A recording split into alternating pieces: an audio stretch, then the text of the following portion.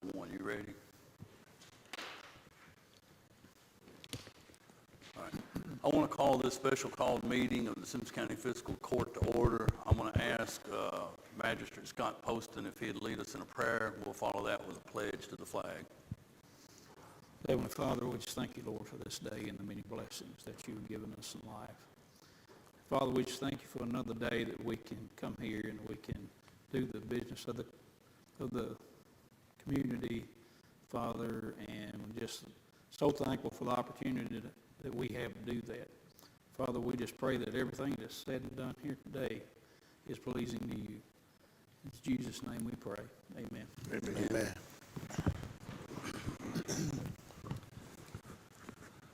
I pledge allegiance to the flag of the United States of America and to the republic for which it stands, one nation, under God, indivisible, with liberty and justice for all. All right. So, gentlemen, we're here today. We've had a budget meeting prior. We're here in the next budget meeting. What we're hoping to accomplish today is to go through here and get this like we want it, or to instruct any changes that need to be made so the county treasurer can make those changes prior to our first meeting in May, where we would like to have the first reading of the budget so we can send it on to DLG for their approval, so we can get it back and have a second reading and have all that done before the end of June.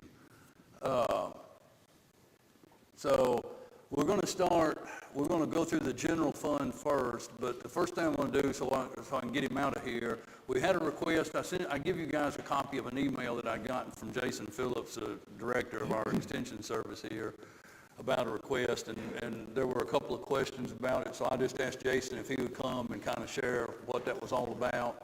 So, Jason, we'll let you talk about that, and then we won't hold you hostage here today. Okay. Well, no, I just tried to send that email, keep it fairly brief, to give you an overview of what we had in mind, and I'm certainly happy to come before you today and answer any questions that you might have. Of course, I'm passionate about the farmers market. They are a standalone entity. They're their own entity. However, the Simpson County Extension Service has been closely involved with the farmers market, and the pavilion who serves as the primary selling place for the farmers market is on extension property. So we're closely involved with the Franklin Simpson Farmers Market. And here in Simpson County, that's always been the case. I don't normally have trouble with people hearing me. That's what my wife says anyway. Well, we can hear you fine, but we're broadcasting live. Gotcha. Yeah. Gotcha. So the Franklin Simpson Farmers Market, in my opinion, is an integral part to the downtown area. I think that it attracts both local community folks whose dollars turn over several times here in the community. They buy local food products from people they know.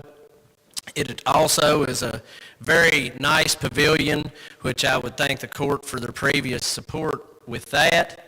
And it attracts a lot of people from out of town who then shop at our restaurant or eat at our restaurants and shop at our stores in downtown Franklin.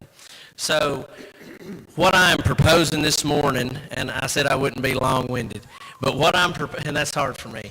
But what I'm proposing this morning is that we hire a farmers market coordinator. And this would be on a one-year trial basis. So if it doesn't work, it's not anything that we have to continue with. But there are a lot of counties that employ a part-time farmers market employee that, on different scales, depending on the community and the size of the farmers market.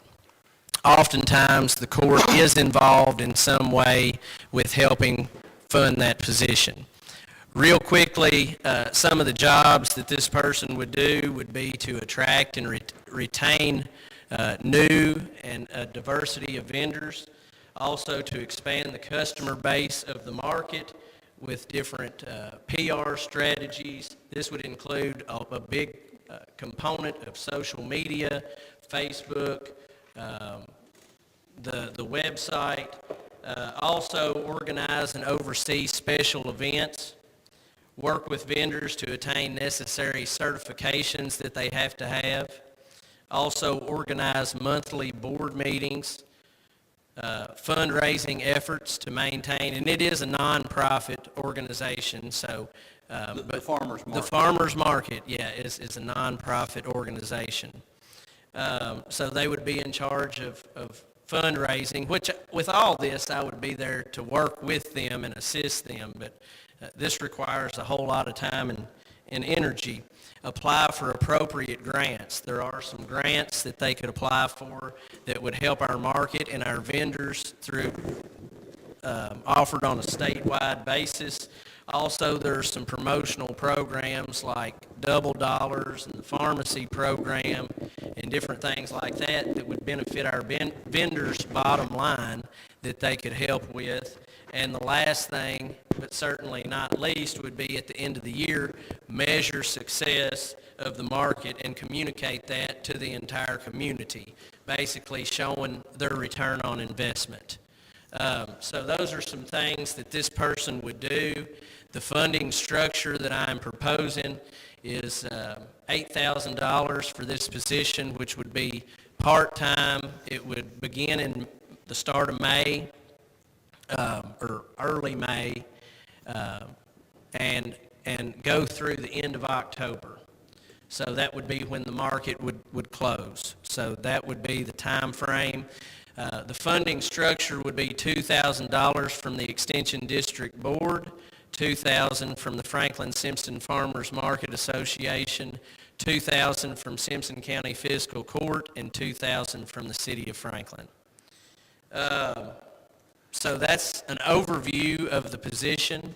So you're not really asking for money for the extension office. No, this is for this specific position. Okay, and so I want to make sure that I understand too, like the farmer's market is not really a department of the extension office. It's its own separate entity. This is just something that you're trying to kind of take the lead on. Facilitate. To help get the farmer's market kind of bolstered a little bit. To help them, yes, that would be correct. We've always worked hand in hand, but they're their own standalone entity. They were began in 1984 here, and they've just always worked really closely with the community. And back 16 years ago when I started in this role, one of the things that I wanted to do was work hard to continue that relationship with the farmers market.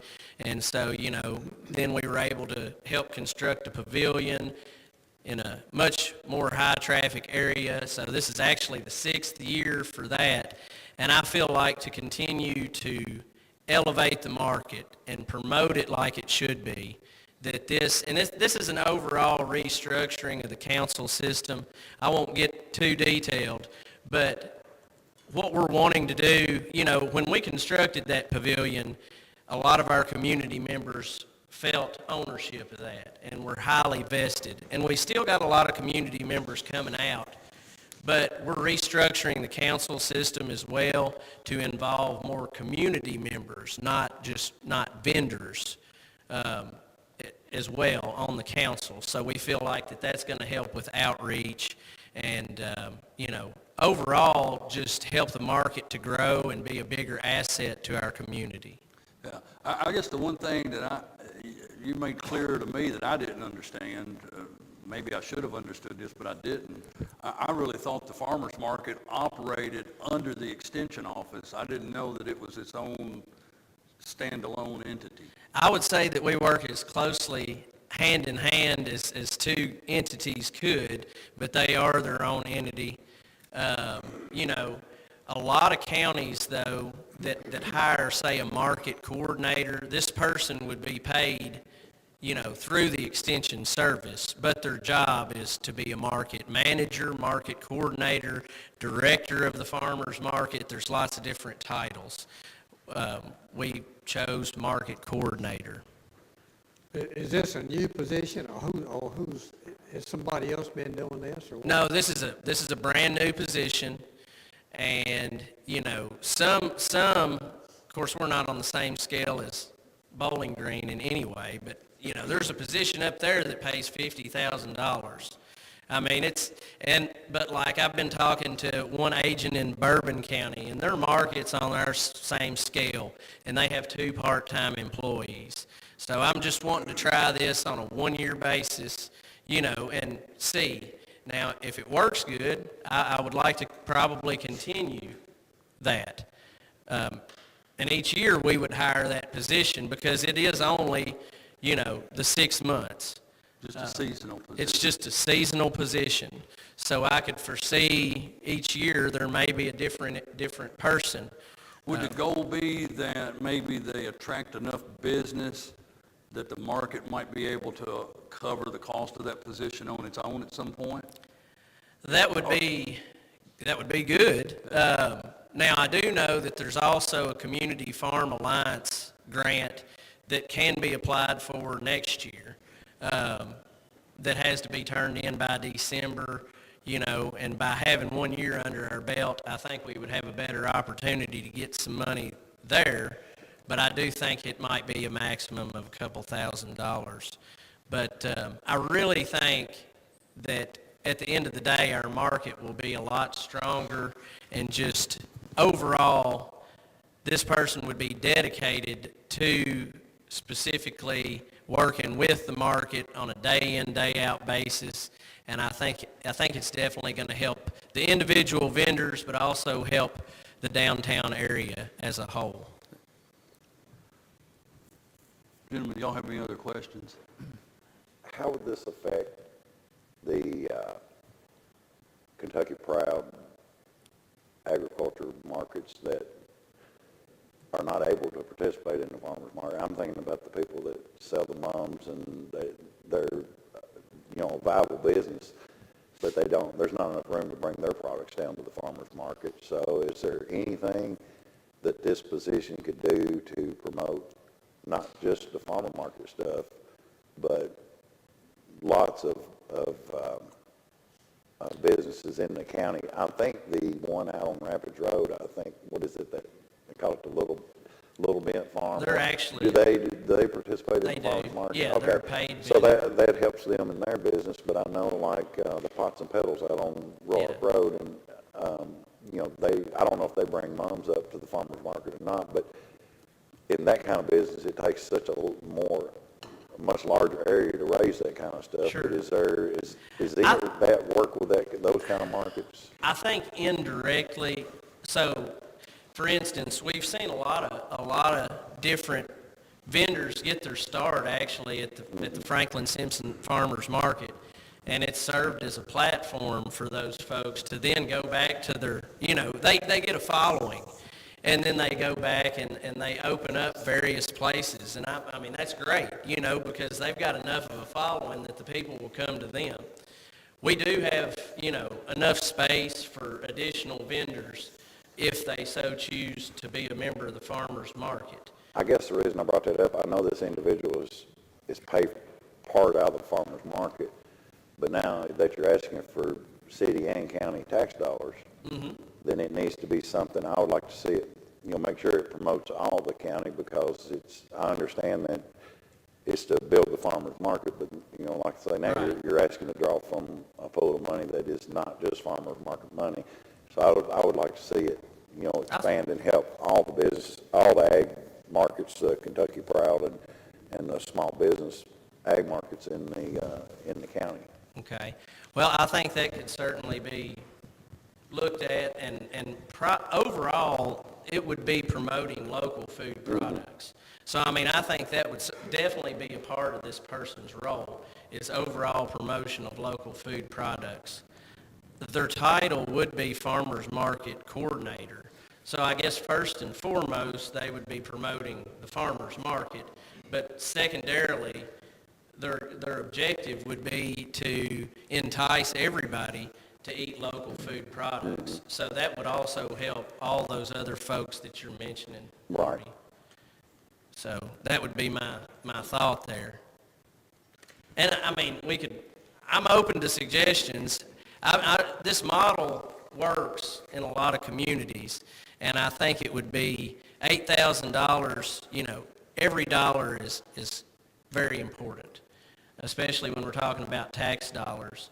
For what all they're being asked to do, you know, it's a lot. It is a whole lot that we're asking this person to do.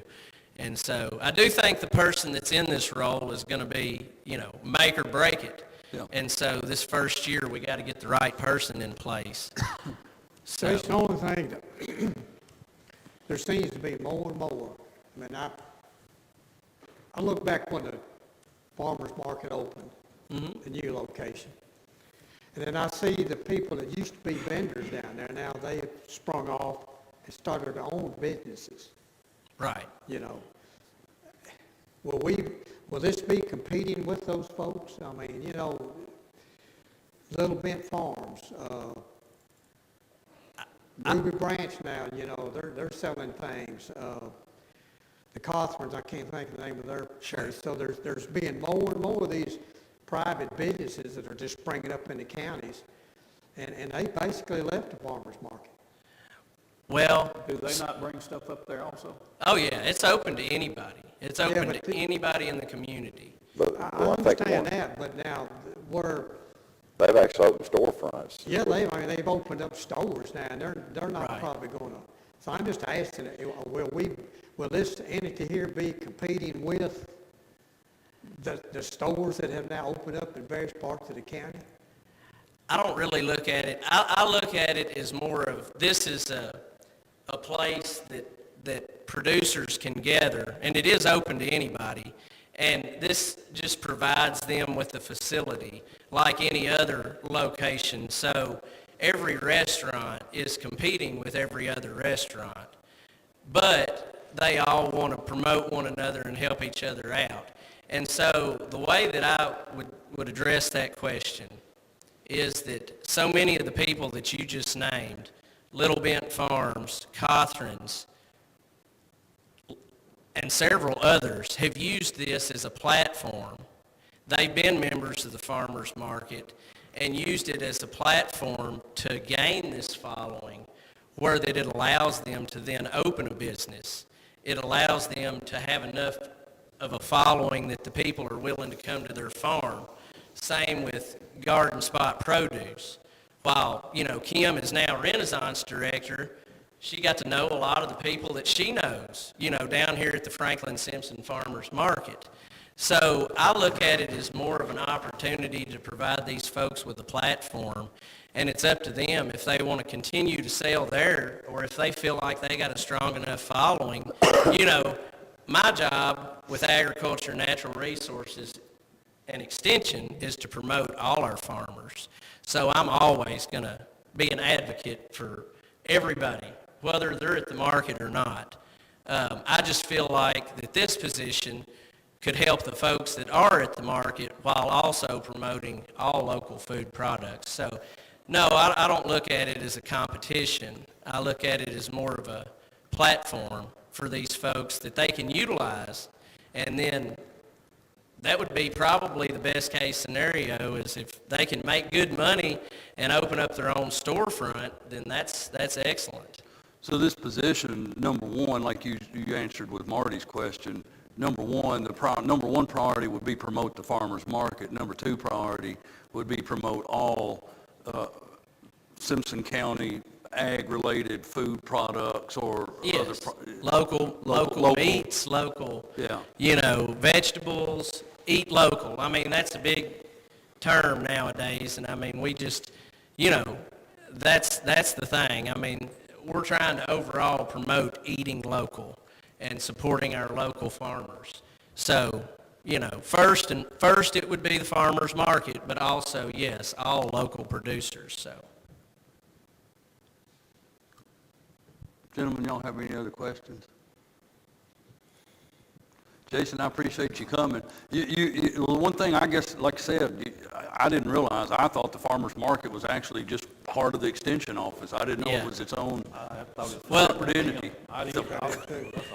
we've always worked so closely Yeah. with the market that a lot of people think of, not to mention the pavilion is on extension property. Yeah. So, and that, you know, that was constructed mainly for that purpose. It's a community pavilion whose primary purpose is for the market, so. But gentlemen, I appreciate your I appreciate consideration you coming and with explain it this. all and share it with us. If you have any other questions, don't hesitate to ask. All right. All All right, thank you. Thank you.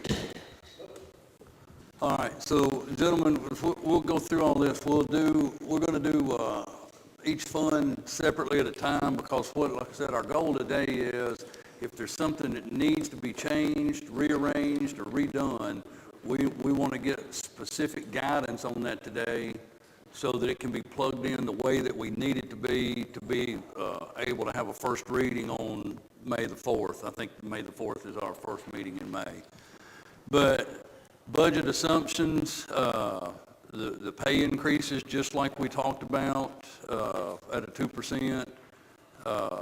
This does show the 12% increase in retirement rates.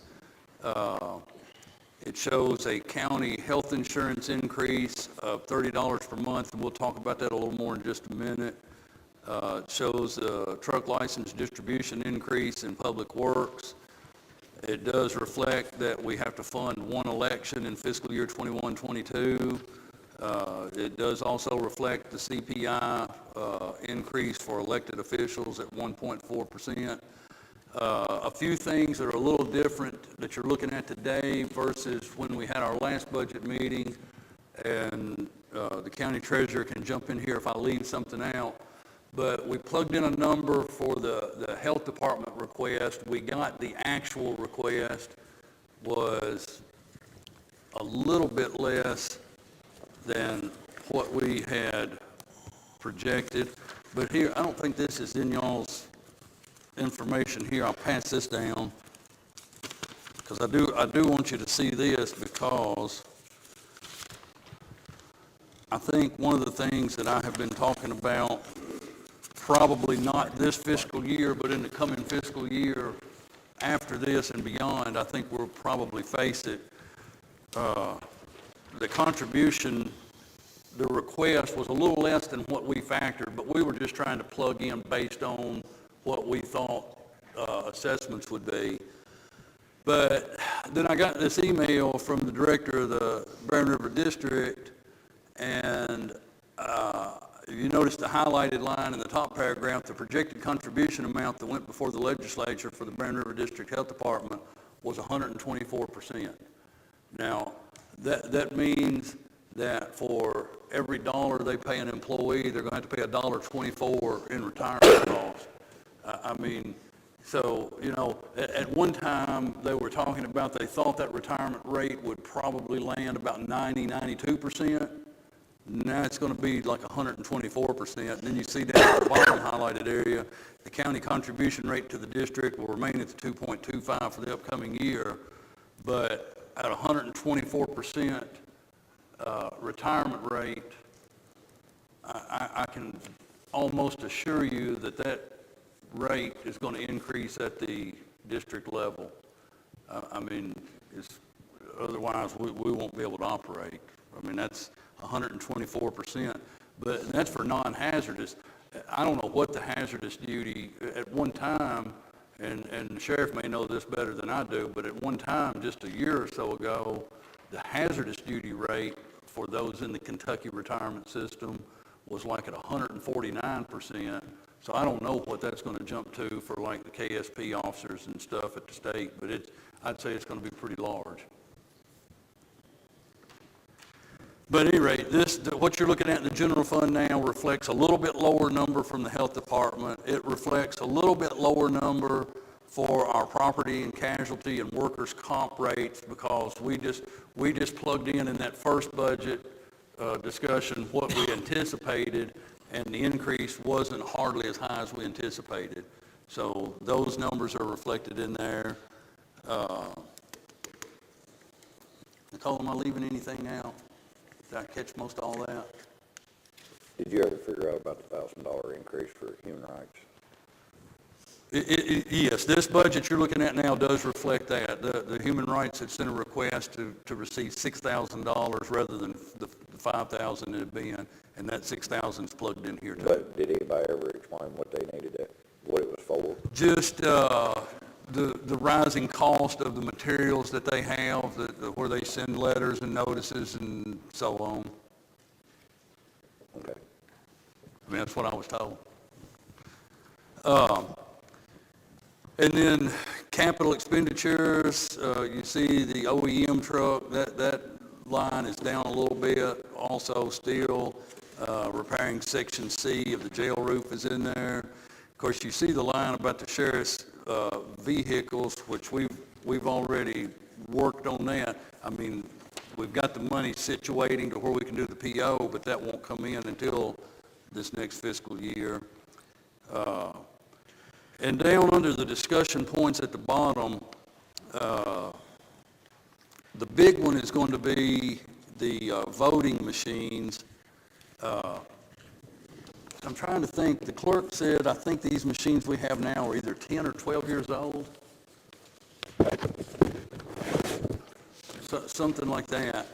But I guess, you know, we talk a lot about this American Recovery Act money, and in fact, Nicole and I were just in a little video conference with NACO on that yesterday.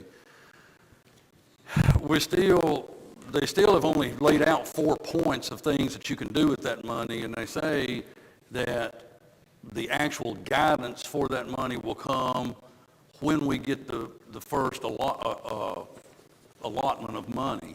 So who knows if what they've got laid out right now, who knows if that remains, who knows what changes, who knows what all the strings attached to it are. The one thing, and definitely today, we're not talking about American Recovery Act money today, but I'm saying all this to get to this point. You want to be able to use that money for something that is going to be a long-term benefit for the community. Something that we look back 10, 15, 20, 30, 40 years and say, you know what?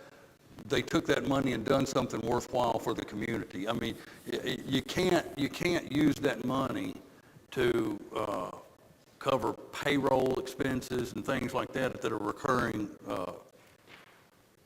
expenses. But could you possibly take $190,000 and buy voting machines that would last the county another 10 or 15 years? I don't know. So the question might be, if we really do need the voting machines, do we want to wait and see what that actual guidance is and hold off on plugging that into the budget? And if we find out that we really can't use it that way and we really have to get the voting machines, that we would just make a budget amendment down the road when we purchase those machines. That's what I would do. Just take, I mean, that was my thought. That's why we don't have it plugged into. And then we also, if we get to that point and we can't buy it with that money, we can look at, if we don't want to pull it out of surplus, we can maybe issue a bond or something or do something along that lines to pay for them that way. Yeah. But Jolene has told me that, it's, that we're needing the machines. I don't know. I Yeah. don't, Did you look back?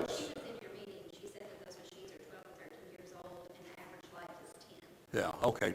I knew 10 and 12 were numbers that I heard. I just couldn't remember how they all put together. Also, of course, the 2020 election, we had fewer places to vote. Do we need, Well, we got, 13 polling places? Does If- that sound right?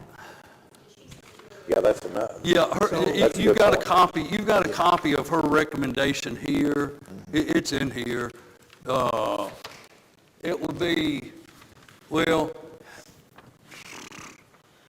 I see all these numbers here, but mine's got a really good point. If going forward, are we going to keep the same amount of voting places as what we have yeah, and that's now, something I or- think we can determine as we go forward too, because I don't know. So, I mean, if we're going to be like we were in the last election, we won't need nowhere near the amount of machines. But that was exactly what yeah. So I agree. I think we probably. And that's why I did not have it plugged in right now. I thought, I mean, there's some things you can take a wait and see approach on. There's some things you really can't take a wait and see approach on. I think this is one we can. Maybe by the next meeting, you could ask her Jolene, what the wait time is. You know, is it something that is 6 months out or a year out, or is it something that's readily available, or? He was talking about those Yeah, sheriff yeah. cars, you know. Yeah, yeah, and if it's something that's pretty easy to get, then it wouldn't, you know, we can wait and plug it in then. Yeah, all right. I just wanted to get y'all's feeling on that one, because I think of all the discussion points, that's the big one. You know, one of them down here is, do we want to rock the Ditmore building lot? I mean, you're talking about a $5,000 expense roughly to put rock on it. And I that's, absolutely think we need to Well, I rock think- that. do we want to plug this $5,000 in somewhere? If we could get that rocked and I leveled. think so. And that would help with the downtown parking when we have events on the square. Okay, I think it needs to be rocked.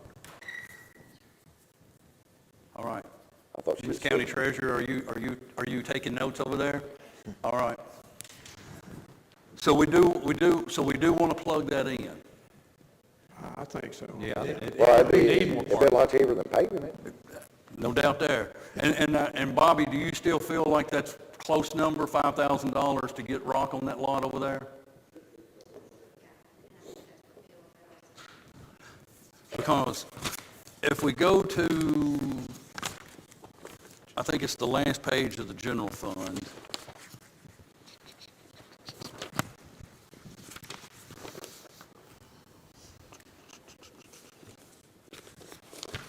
I guess mine are stuck together here.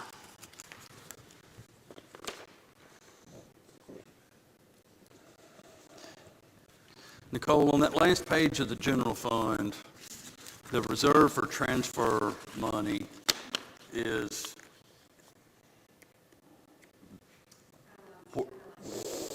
where we're at extra. So the reason I'm pointing that out, gentlemen, is just remember, like, okay, where you see that number is 128, we plug in this $5,000, that number will go to 123. So y'all with me on that? Yeah. Okay. The other is then the discussion point is the 8 AEDs to have strategically located throughout county properties.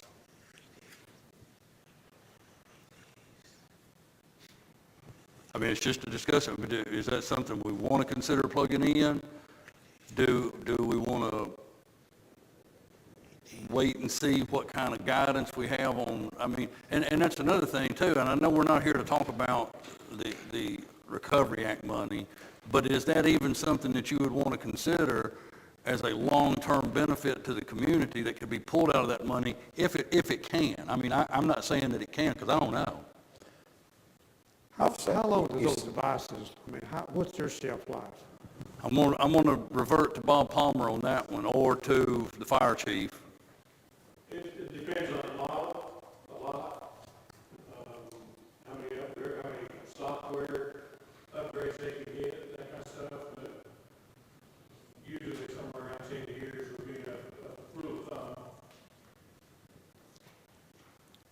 Before I would make a decision on that, I'd like to know that for sure.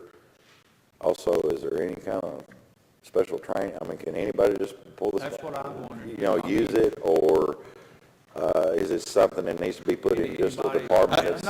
I can only answer from this. If I'm laying in the floor apparently having a heart attack, I hope anyone that can grab one grabs one. and- Yeah, but if somebody grabs one of that and they don't know what they're doing with it, I mean, does it need, You know, it I does think come with we some need a kind of plan on instruction, but have you what got time? departments we're putting these in, and is there somebody in that department capable of using Yeah. this device? Because, I mean, I would hate to put something in and somebody misuse it somehow. I don't know if it can or can't. Good point, too. But- Bob, you got your hand up, so I feel like you might need to come to the microphone on this one. But I'm with you. Yeah. If I were, you know, I would hope somebody could use it, but I wouldn't want somebody that didn't know what they You were don't want doing. them and sticking on use your it feet. wrong. Yeah. Everybody's got a cell phone. Can you turn your cell phone on? If you can turn your cell phone on, you can operate an AED. Literally, you pop the top off of it, turn the button on, and follow the instructions it gives you. Okay. Zero training. Anybody can use it. All right. Okay. Judge, Yes, sir. Sure. Judge, he got a question. Yes, sir, come to the podium there. The AEDs were discussed many years ago when fiscal court actually decided, yeah, we should get some, but they didn't provide funding for them to come. There are areas in the county that you are responsible for. I don't know about all of these, and I'm not asking for one to be in every sheriff's car. It would be nice to have, because usually we get there before an ambulance gets there. But I can tell you this, go in the Justice Center, it's your Justice Center. There's not an AED in the Justice Center. And we probably average at least 2 ambulance calls to the Justice Center a month. That's a guess, but it's an approximate. You got a lot of people coming in that Justice Center, a lot of older people that could drop of a heart attack. They're under a lot of stress when you got family court going on. Your granddaughter's been molested, and you're at the court for proceedings. You get a lot of stress in those situations. So I advised you a few years ago, and I'm advising you today. Somebody drops in that courthouse, there's not an AED there. The county has not put one in. Whether you can get reimbursed from AOC to put one in there, I don't know. I don't take care of reimbursements from AOC, the Office of Administrative Court, tell y'all get reimbursed on that. My job is to make you aware of things that you're responsible for. Whether you put one in there or not, it's up to y'all. They are, like he said, they're self-instructed. This is the second building I will tell you about. Somebody drops in this building, you guys are the ones that made the decision not to put one in here. The rest of the county, these guys have to talk about their services. The sheriff's office, obviously I'm concerned about it.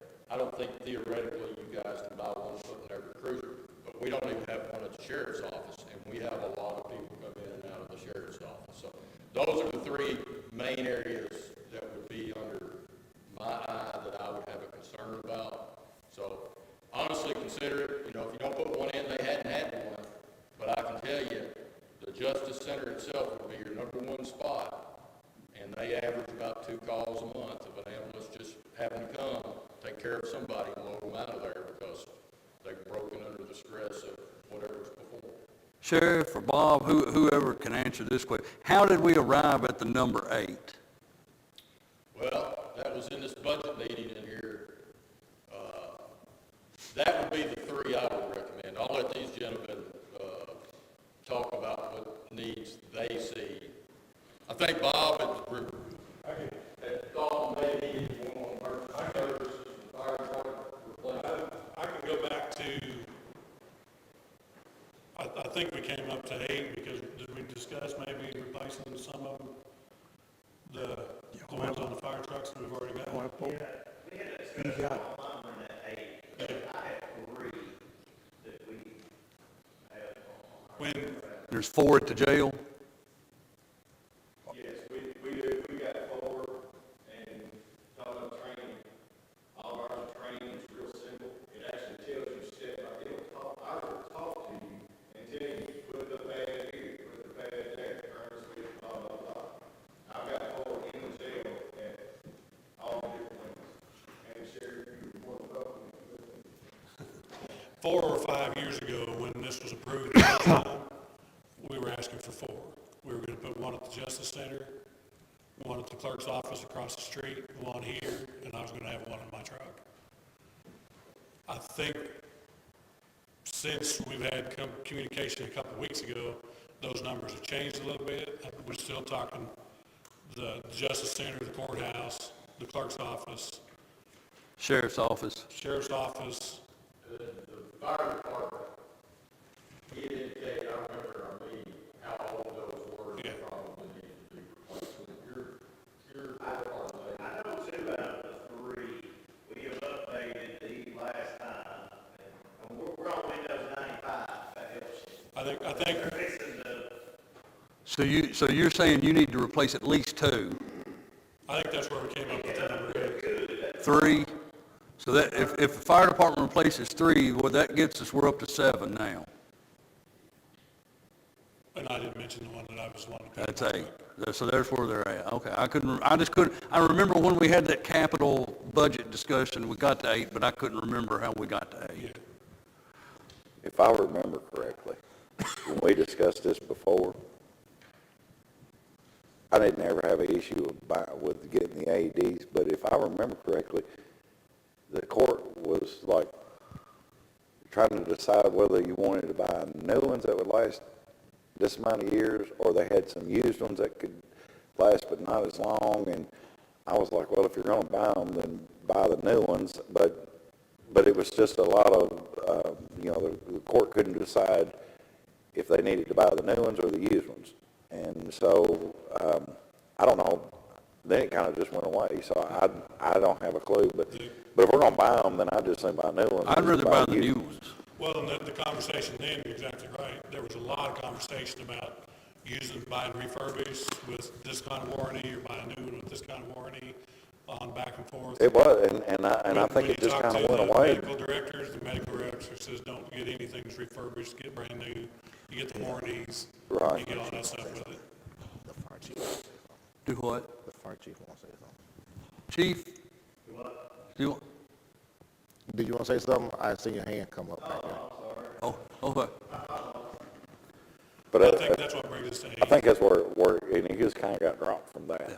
So, Well, I mean, I think it's come up in every capital budget talk we've had since I've been here. But, I mean, so. How much are they? That's why I'm asking you guys. It'd be, How much are those things?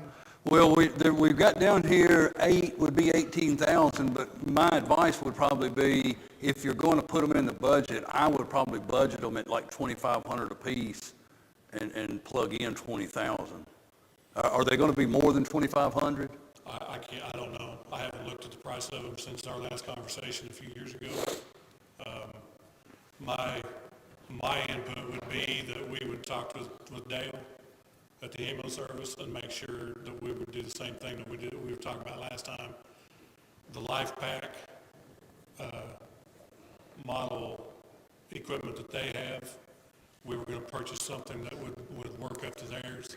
So all they would have to do is unplug out the AD and plug Well, it in. I guess here would be the discussion for the purposes of this budget meeting today, as far as you guys saying yay or nay, what we do or don't plug into the budget. Do you want to have the emergency management director check on the exact cost of the device we need? And if that device, we can get 8 of those devices in that $18,000 to $20,000 range, do you want to plug it into the budget?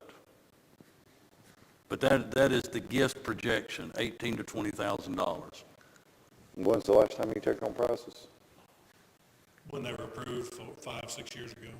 I don't know if you can buy them for that way everything else has went up.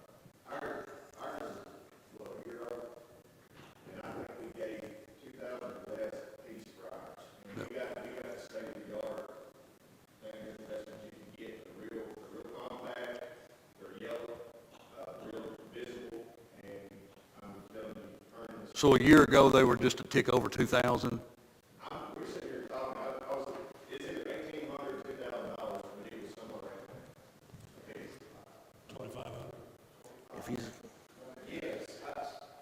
How much?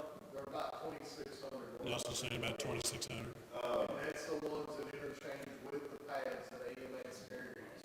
So if you're using it, EMS shows up, they unplug it, plug it right into their life pack. Well, 2,600 would make them about just under $21,000.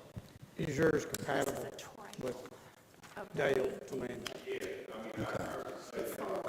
This was the last motion. Okay.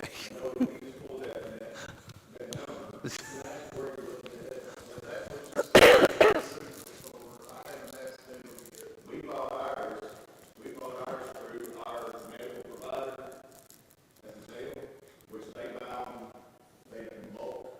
So we'll probably get cheaper. Well, the county fiscal court clerk has brought me meeting minutes. She's watching our meetings, so she's on top of this, although she's not sitting right here. She brought me copies of minutes from previous meetings back in November of 2017, then December of 2017, where the fiscal court had authorized purchase of 4 at a cost of $1,800 each.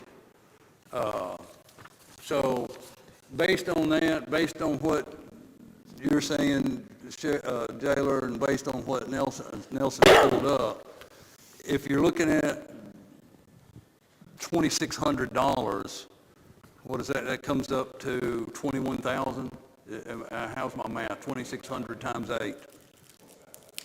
Yeah, so $21,000. And it's just a question, do we want to do we need 8? Do we want to purchase 8? Do we want to plug it into the budget? Do we want to plug any of it into the budget? We might want to plug it in the budget. Do what? I think we may need to plug it into the budget. So we're talking about one at the Justice Center, one here, Clerk's office, clerk's office. sheriff's office. Three replacements for the fire department brings us to 7, and 1 in the OEM truck is 8. Chief, do you have a line in your budget for, that to come out of the fire department budget? I said, do you have a line in your budget for to come out of the fire department budget? We would probably just have to plug that money in for them. Right. I just wonder if he's got equipment or something. No, so kind of a history of ours, real briefly. 2 of ours came from county fire, 1 the city fire, so that's how old these things are. I mean, these are ours are like 20 years old. And, you know, we have updated them to the max. He was just telling me that the life pack, I guess the one we had, they completely dropped altogether. We've updated as far as we can go with ours. I don't have a line item specifically for AED. That would just be something that I would purchase through my normal equipment budget. But as far as the maintenance on them, because they do updates, when we have to buy pads, because they do expire, I think like every 2 years, we buy all that through our equipment maintenance line. What is So that? we just absorb. Is that expense very high? Yeah, they're not cheap. What do we pay, like $200 for adult? Nothing's cheap. We can go cheaper with a different brand. The ones that we try to keep are the life packs that are interchangeable. Not all pack, each one of them have different connectors, so ours old won't fit in the life pack. I want to say they're like $200, and you gotta have a child in an adult pad or infant adult. I can look it up and get that number, but Yeah, it's roughly, we pay, I mean, we're right around $200, and I mean, it's good for 2 years. For And the- what we do, for the we'll upgrade. we'll try to rotate some in and out with EMS, if we got one that's going now pretty soon, because they're more apt to use Well, it. I totally agree with what you're saying. We need to have some that is interchangeable with whatever, all departments need to have the same thing, even if they are a little bit more And money. you're talking about something with a lifespan of 10 years. I mean, you're talking about something that clearly falls under a capital expenditure, that is why you want to build and bolster your cash reserve, so that when you have to make these purchases, you're able to do it. I have no problem plugging in $21,000 to cover the cost of 8 new AED devices, but before we plug it into the budget, I just want to make sure that I have no everybody's... problem with that, but after hearing what he just said, we also need to know that we're going to spend about $800 a year, because if you have to up to $200 every 2 years, it's basically $100 a year. So we need to know that we're going to be spending that I'm maintenance able on. to absorb it, but it is something to consider. Somebody's budget's a little tighter, like, Bob's. So you're talking about to update them every year, you'd be roughly $800 a year to update all 8 of them. Exactly, but I just said we need to make sure we, he said it lasted 2 years, but it was $200 I'm a pretty piece. sure it's 2 years on it, isn't that right? We buy them 2 years. it's a 2-year on the pad.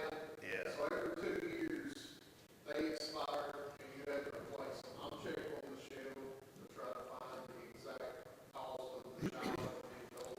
So, Now, let me say this, just so to make you feel a little better for what it's worth. We do take those pads and we use them in training.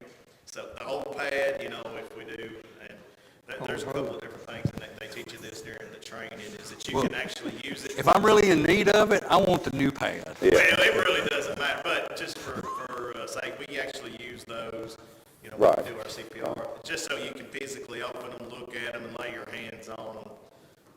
Instead of just, I mean, I'm like y'all, it breaks my heart just to throw it away knowing it's perfectly good. It is what it is. I agree with the chief, I think he shows, my maintenance budget, $100, $200 is not good. Yeah.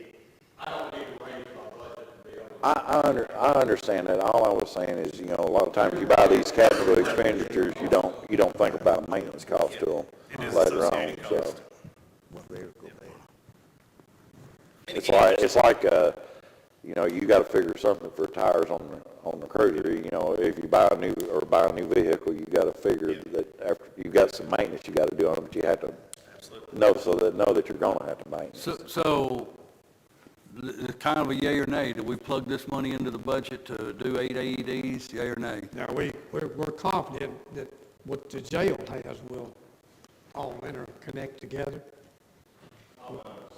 Is your life back, is yours life back? Physio control? They have to be physio control like that. Okay.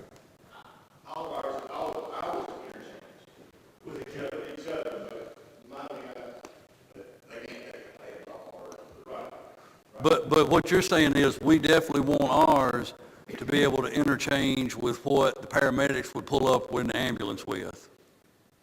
I would recommend it because they're gonna have to take those pads off and put new ones on. Okay. And unless we're going to a different brand, you're just gonna save thousands and thousands of dollars, but nominal money we're talking. And I can get with Dale just to verify everything. I'll get with Dale and see where he would buy from, and, I mean, he may be able to get us a discount, volume discount through them or something. If it saves one life, then we're not talking about, I mean, it's well worth the money. So we're talking roughly $21,000, gentlemen. Is that something we want to plug into the budget? And I assume, I guess we can show that, Nicole. I mean, if we're doing 3 at the fire department, I mean, we can plug those 3 in there and put that money there. And then if one's at the clerk's office, well, I mean, we can plug it in by department, I guess, however we need to plug it in. But I mean, it's going to be something that'll be covered from fiscal court revenue. Not knowing that we may or may not be able to spend money out of the American Rescue Plan. I mean, we don't know that. Well, I don't know that yet, but I'm going to make a guess that we're probably not going to get to buy AED devices with that money. Would be my guess. Well, It either could way, be money well I mean, spent. but it's your, We yeah, have a situation, you know. yeah. But it's entirely up to you guys. If we want to plug it in, we will. If you say no, no. Obviously, we're not voting today, but you can't, I mean, we're not voting today, but what we want to get to is what do we want plugged into that final budget when we have that first reading? Well, there's something that we eventually gonna need, whether it's now or next year, we're gonna need it, and it will be a big benefit for. And evidently, the court's been talking about it for over 4 years now. do they have one at the park? I have no idea.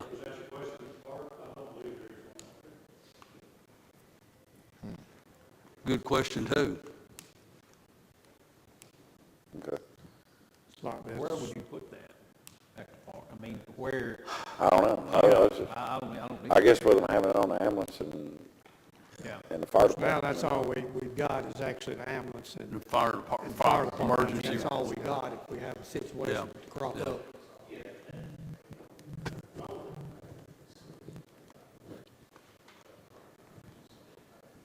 And again, just on that note, I was telling, I think the judge at the last meeting, ours were, of course, ours were originally donated and all that, but again, it wasn't necessarily, for us to go out and, you know, make runs like EMS does, and we do, you know, at their request, when they get bombarded, you know, we'll go out and assist with them, but ours were, at the time, the thinking was due to the high rate of firefighter fatalities when we were working the scene. You know, they're highly stressed, you're doing a lot of work, and, you know, we have a lot of fire fatalities where they have heart attacks on scene.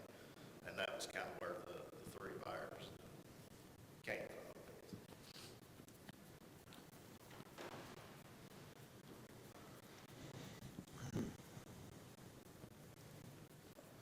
So if we have a situation, say at courthouse, is somebody immediately just gonna go and get that device, or are they gonna call 911? With somebody.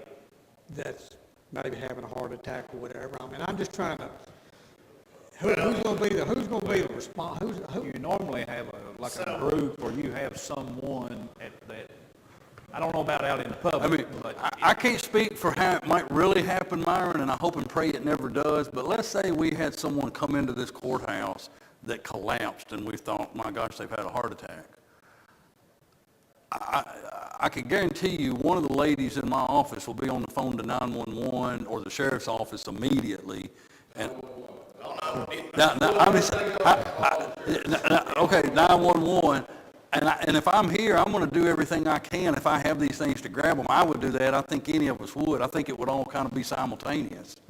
I would guess. You would think. I'm just trying to think through this right here. Who's actually gonna do it? Well, Let me say this. I mean, it is, these guys are right. They have made it about as simple as you can operate one, and I kind of equate it to operating a fire extinguisher on the wall. You kind of gotta, most everybody at some point has been exposed to it, or at least can use their clues and figure out how to use it. Yeah. Exactly. I'm fine with getting these. The only difference between a fire extinguisher and somebody laying on the floor, I can see something on fire. Yeah. But I don't, I mean, is there any? Well, so here's the deal. If No, you get it them monitors you. you hook them When up. you put it on, it monitors it. So Yeah. if you hook them up, Will it not? Bob, you correct me if I'm wrong, because he's the EMT professional over here and I am not. But, I mean, it does talk to you, it measures the rhythm, and it will tell you, it literally says, shock advised, you clear, make sure nobody's touching them, and you hit the shock button. It Okay. does its thing. So it lets you know It checks whether it- another rhythm and says, Yes. do not shock, continue CPR. You literally, That's kind of what I was. you literally follow the Just instructions. because somebody's passed out there in the floor, that don't mean. Chief that they're Chad's gonna got have something to to, And it's not gonna hurt, yeah, okay, real quick, and I will take my seat, but, just to kind of reiterate. And I know at the schools, they're actually teaching these classes now in high school, and I think it's a requirement. I know it's available. I mean, I know my sons, they're taking the classes on this. I mean, our younger generation, literally in high school, these kids are taking these classes and learning all this stuff. And I'd highly recommend it for everybody, but, Sounds good. You're going to station one at each area, in each facility, building, whatever. My recommendation would be that wherever they're stationed, the people that are in that building, Leslie or Bob, somebody come up here and just get them familiar with the system, get them familiar with the AED. oh, we put them in the building. I'm going to hand that over to the emergency management director and say, you get with each of these people in the Right, buildings so- and go through this. That's what I'm saying. When we go through our first aid and CPR, we get it out and we talk about it and we get familiar with it. We learn how to use it. So, it's really simple, and I mean, you can learn that pretty quick. So learn where it's at, stuff like that. Plug them in. Plug them in? Everybody good with that? So, you got that? Okay. All right. Looking on through the general fund, are there any questions, any things that jump out to any of you guys that you say, hey, what's up here or what's going on here? I think everything is, in that part is pretty much, other than, like I said, our property and casualty, workers' comp numbers were down, the health department number was down. I guess the one thing we do need to talk about, because it is plugged in, are two things. Is there, I'm assuming everyone's good with the additional 1,000 to the Human Rights Commission? Is it- Yeah. And then, what about the request from the Extension Office to help fund a market manager for the farmer's market? Is the city gonna do that? I've been trying to get a hold of Kenton to talk to him. I know they've got the request, but I haven't gotten an answer from him I haven't even got him to answer the phone, so, trying to find that out.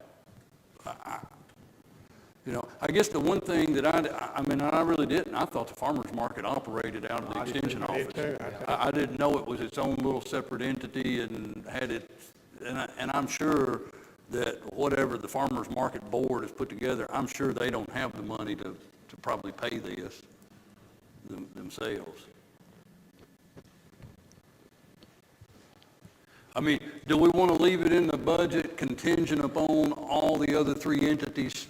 I would, but I also want to say that if I get feedback from the community, from these other local people, that this is somehow hurting their business, that it's promoting them and not helping the other, I will not be in favor of doing it the next year. Yeah. You know, Because I want to help everybody, I don't, you know, and I, like I told him, I understand people that are, the farmer's market help them do it, so they're going to, you know, it is going to promote the ones that are there, but I don't want to leave I don't want to leave these other producers out that have, you know, doing their own business out, but they're still local. So I guess the question is, because if they think they need $8,000 and the city were to say, well, we're not doing it, you know, then that leaves you having to split that 2,000 up between would be between us and the other two. Do we want to do this contingent upon the other entities participating? well, extension office is a taxing district. And they're putting 2,000 of that tax money into I it know too. that, they are a taxing district. And there's a lot of businesses, and Jason's correct, there's a lot of businesses that sprung off. But, this is to promote the farmer's market. And, I'm concerned that, the people that has opened up their own private businesses, I mean, they're all competing against one another. There's reasons why they've left the farmer's market. I'm not sure what they all are, but there's reasons why they've left the farmer's market. So there never has been this position in the past, correct? I mean, according to Jason. Right. And he did say it was a one-year trial just to see if it even worked. Yeah. but And I agree with Marty, if the feedback from the community is, hey, they're killing us over here, then I think we're obligated to pull back. I've done got just a little bit. I mean, not this, but a little bit of feedback why some of these businesses have left the farmer's market. So, you know, I'm concerned about promoting that business, but we're not going to be able to promote the other people that's got business there. We can't do that. So, Of course, the fiscal court did help build the farmer's market. Yeah. You know, they did. it was a shocker to me. I always thought that was all under one umbrella down there. Who actually owns that property, that building? Who owns it? Extension office. But now the fiscal court built it, owned it, and then transferred the ownership of that property to the extension office to maintain and operate.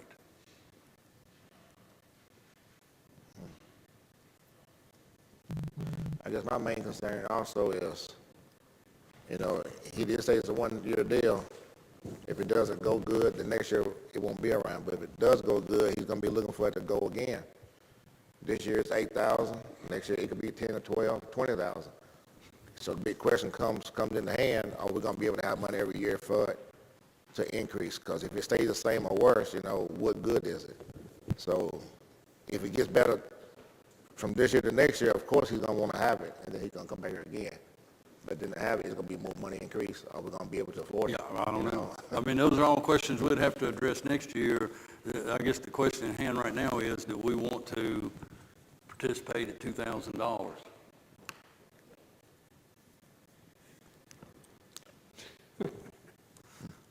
I'm, And another thing, we've had Soil Conservation asking us for extra money, you know, and we got everybody asking us for extra money, and we're not giving them. and we did bump They're the soil asking for- conservation up some. Yeah, we did, We bumped them up. We're doing the best we can. but then- We done exactly what we, And I'm gonna tell you, I wasn't really for this because I thought it was the extension office I did and too. their taxing district, and I'm like, we're not gonna give them more money if they already get tax dollars, so, yeah. but I'm not real sure. with, Honestly, gentlemen, I'm good either way, but I only want to leave it in this budget if y'all are good with it. I don't want $2,000 to be the reason we can't, pass a budget. I would like for the extension office to try to come up with that money themselves.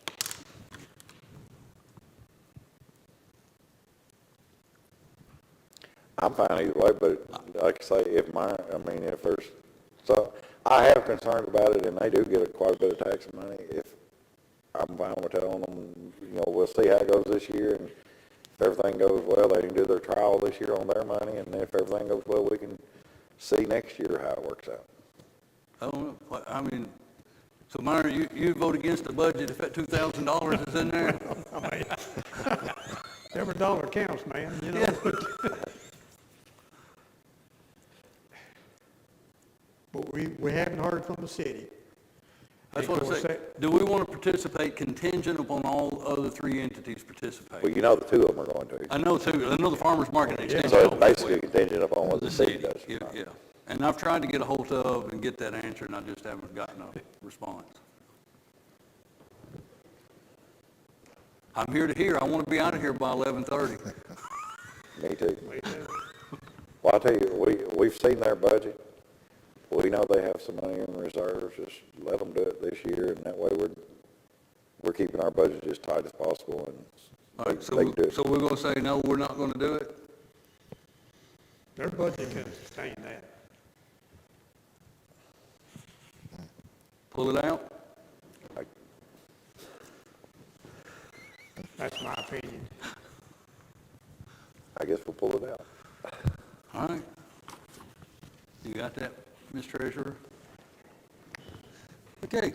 The one other thing real quick on the general fund I do want to point out is the treasurer run the actual numbers, and you've got a copy of it in all that pile of papers I gave you, on the increase to try to help with the maintenance salaries at the park. And so you can see what was plugged in there. It actually ends up that it is $1,000 less than what we thought it would be. So it come up to a difference of about $50 or $49.95 shy of 23,000. So we've plugged in an additional 11.5 rather than 12.5 for the purpose of maintenance employee raises only. And the city has agreed to match whatever we put in to cover that. Has anybody talked to them at the park? I have communicated with Terry. And he's fine with that? Yeah, I told him what we were planning to do. Okay. And he didn't say yay or nay one way or the other, that he was He in just said, favor. okay. Yeah. And I told Nate that it would be his obligation to make sure they done the right thing with this money. Yeah. No pressure, Magistrate. None at all. Yeah. All right, so that, one other thing, let's hash out one more thing on the general fund, because I just want to be sure that we're all good there, is where we're at on the health insurance. And we're getting, you've got a paper here, you've got this paper that shows what we are currently, what the renewal will be, and what we're currently paying, and what we've proposed to pay on premium versus standard plan. And I think you also see currently what the premium plan users are paying and what a little increase would be that they would pay. But the standard plan users would be getting back a slightly bigger credit back than what they currently get. Does any of that make sense to you?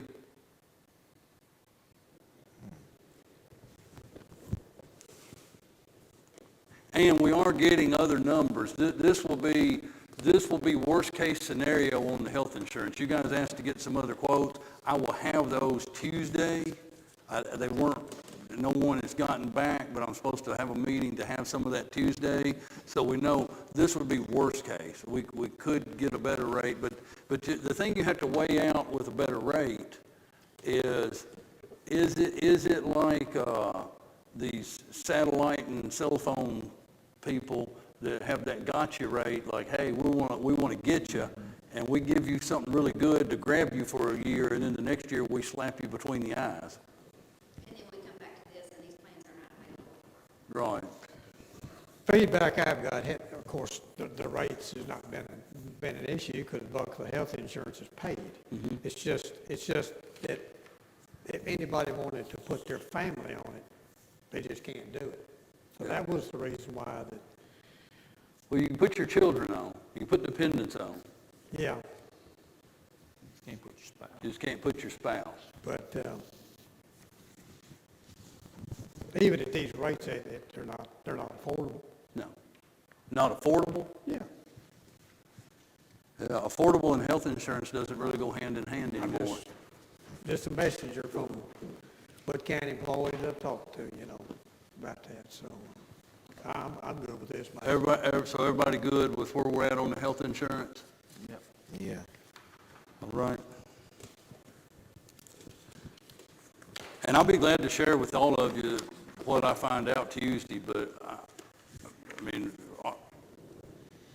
we'll just see what the numbers are. We've done this several times since I've been here, and, you hear people saying, well, it looks like you can get it cheaper, but with the group, we haven't been able to find it any cheaper with the same, we can get a cheaper rate, but, you're, if Depends it's on what kind of coverage and $2,500 plan out of you wanna pocket have. right now, it may be $7,500 out of pocket on the other one, but it's cheaper, but the employees are gonna be out a lot more money should something happen to them. All right, any other questions on the general fund before we move along? I've got one, Okay? and it's an OEM vehicle. Uh-huh. Now, as far as we know, we're gonna purchase The sheriff's the vehicle. sheriff's department. Now, what about, of course, we've got $37,000. Now, what about the package that goes on the vehicle? Jerry, are you gonna strip that truck, or is it?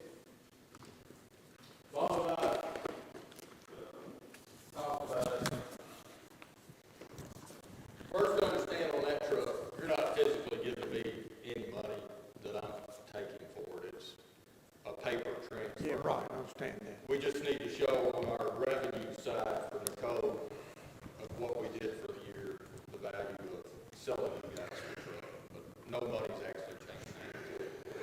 That truck, because of the features that we were using it for, has a limited amount of equipment on it. The truck we're replacing it with, we're taking that equipment out and putting it in this truck. That was part of the savings to keep us from having to buy new equipment. The only thing that's in that truck that Bob has requested to keep is the siren box, but Bob's going to buy a siren box so we can put it in our new truck. That washes out. The reason for that keeps us from having to take it out, turn around and put it in something.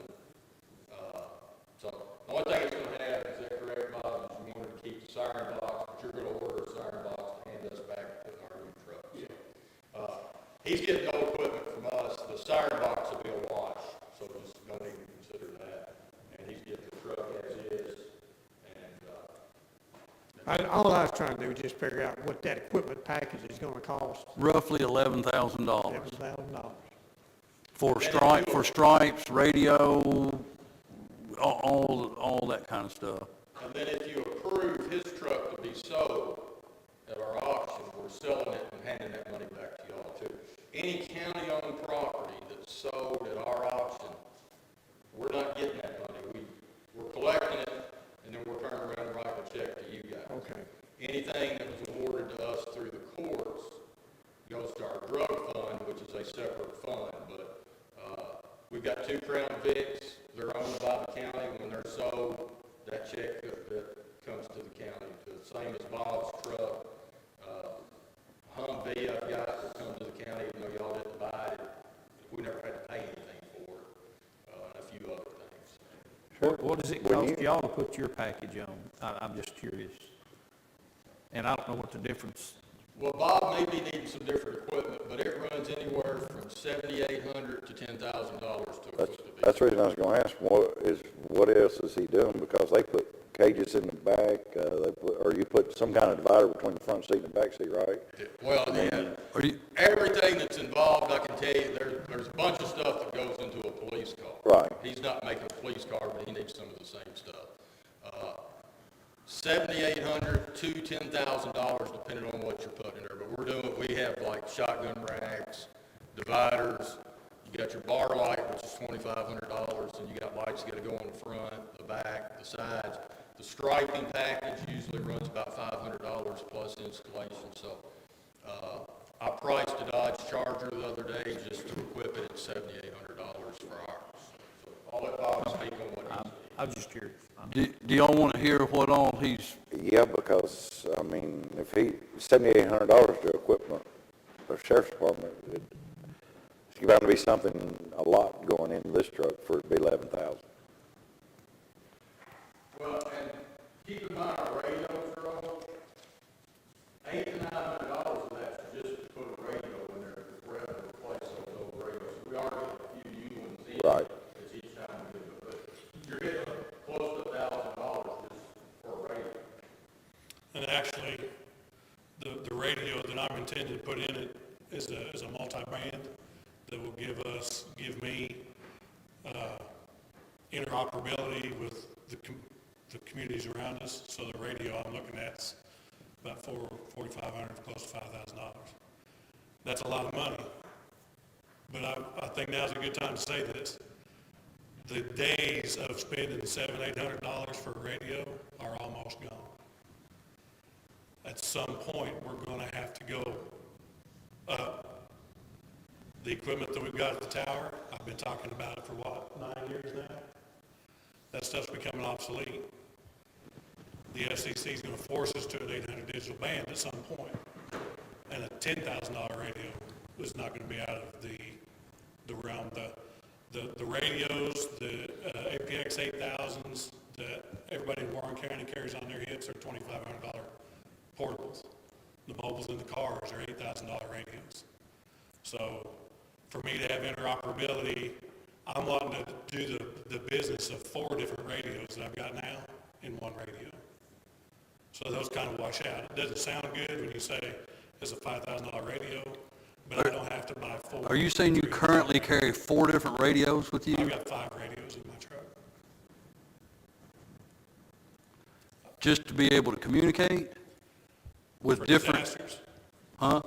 during disasters. With different, so the one radio would do what all 5 of these are doing? I'm planning on eliminating as many radios as possible because there's just too much stuff in between the seats in my truck.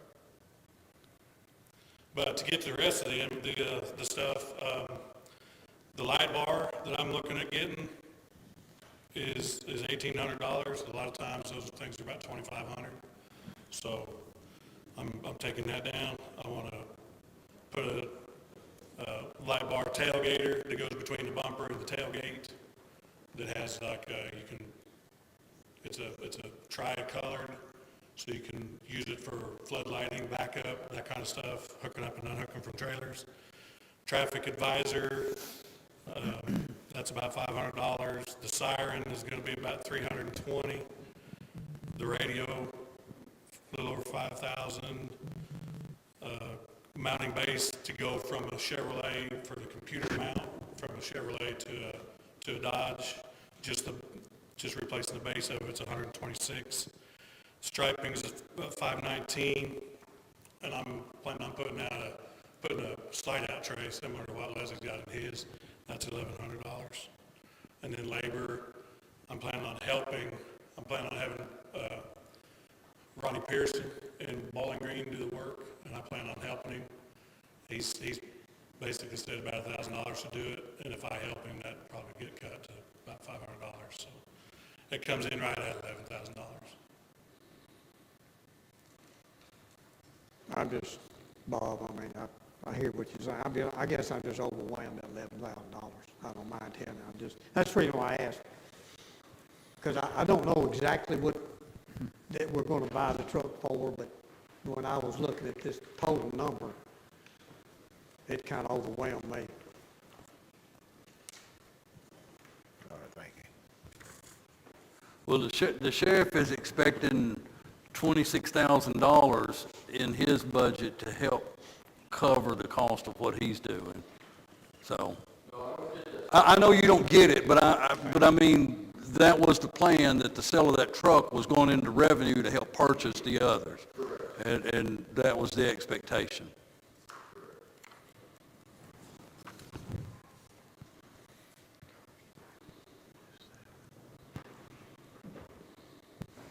I will say that from my original want list, I probably cut about $5,000 of wishes out of that to get down where I'm at. Part of the confusion, when you get talking about emergency equipment, don't compare Bob's truck to the sheriff's office vehicles. We have different purposes and different equipment that we need. Some of it's the same, but all of it's not. There are things, Bob, our radio, I can get by with an $800 radio. Bob can't. Bob's function is completely different than ours. He may have a tornado situation where he's having to talk to other emergency management directors and other counties and stuff. So even the radio, his radio will be able to get to the sheriff's office, and mine's got to be able to get to his, but mine doesn't have to get to the different places that Bob does. So, I just don't think all vehicles are the same. Like I said, one we're buying, we're just switching equipment, it's just got a little bit of equipment, but it's used for long prisoner transport. So it's got good mileage on it, but we don't have to have a lot of emergency equipment in there. We've got a cage and just a minimum set of lights in case it's used to help with an accident scene or something. It's not set up to be a patrol road vehicle.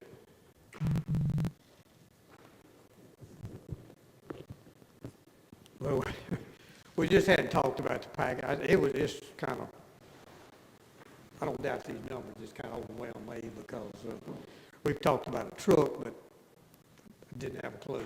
Did not, I'm just, Of course, this is, I mean, also, and I guess here's the thing, this is less than what we had in there in the budget that we looked at previously.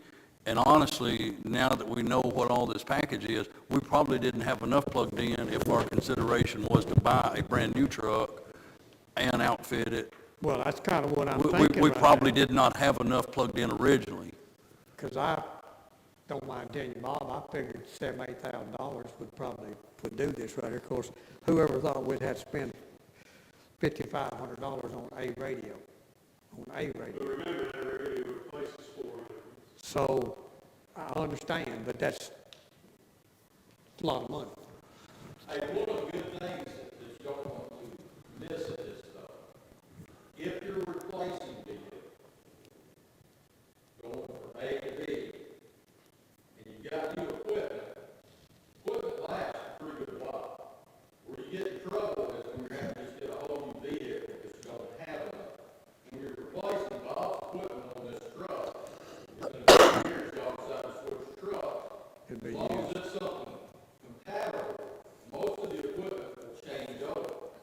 Like I said, this one we're doing as an experiment, other than installation, there's not any cost, if we're just pulling the equipment out and putting it in this. That's the big savings over time, if you really manage your fleet and watch what you're doing, is being able to say, and now you're seeing, $8,000-10,000 is a lot to buy equipment. But if you're doing it right, you're saving $8,000 or $10,000. So, I don't know Bob's future plan, but Well, what we may, Sheriff, look at, if you replace and 3 years later you replace, we may sell that truck out and flip them. Because no more miles than what Bob will put on a truck. A 6-year-old truck's still gonna bring decent money with decent miles. I don't know, we'll just have to look at that down the road. None of us may be here in 3 years either, so we may not, who knows?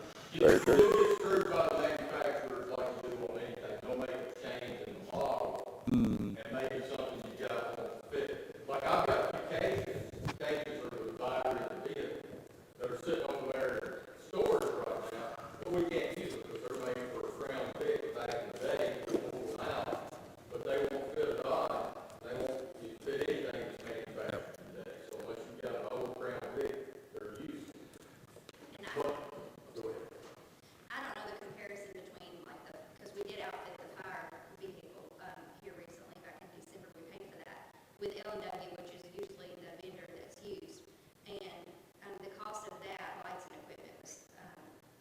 $3,200. So, like I say, I don't know the comparison in equipment, but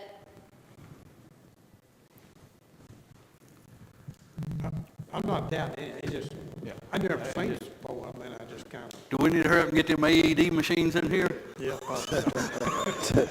We may have to have one now. I didn't. I really feel like I'm starting to sound like a broken record, but the cost of communications is just gonna continue to go up. All right, gentlemen, anything else on the general fund? I can't think of anything else that I need to point out that's any different or anything from our last budget or budget discussion. Is there any other questions or concerns, or does everyone feel pretty good about what we're looking at there?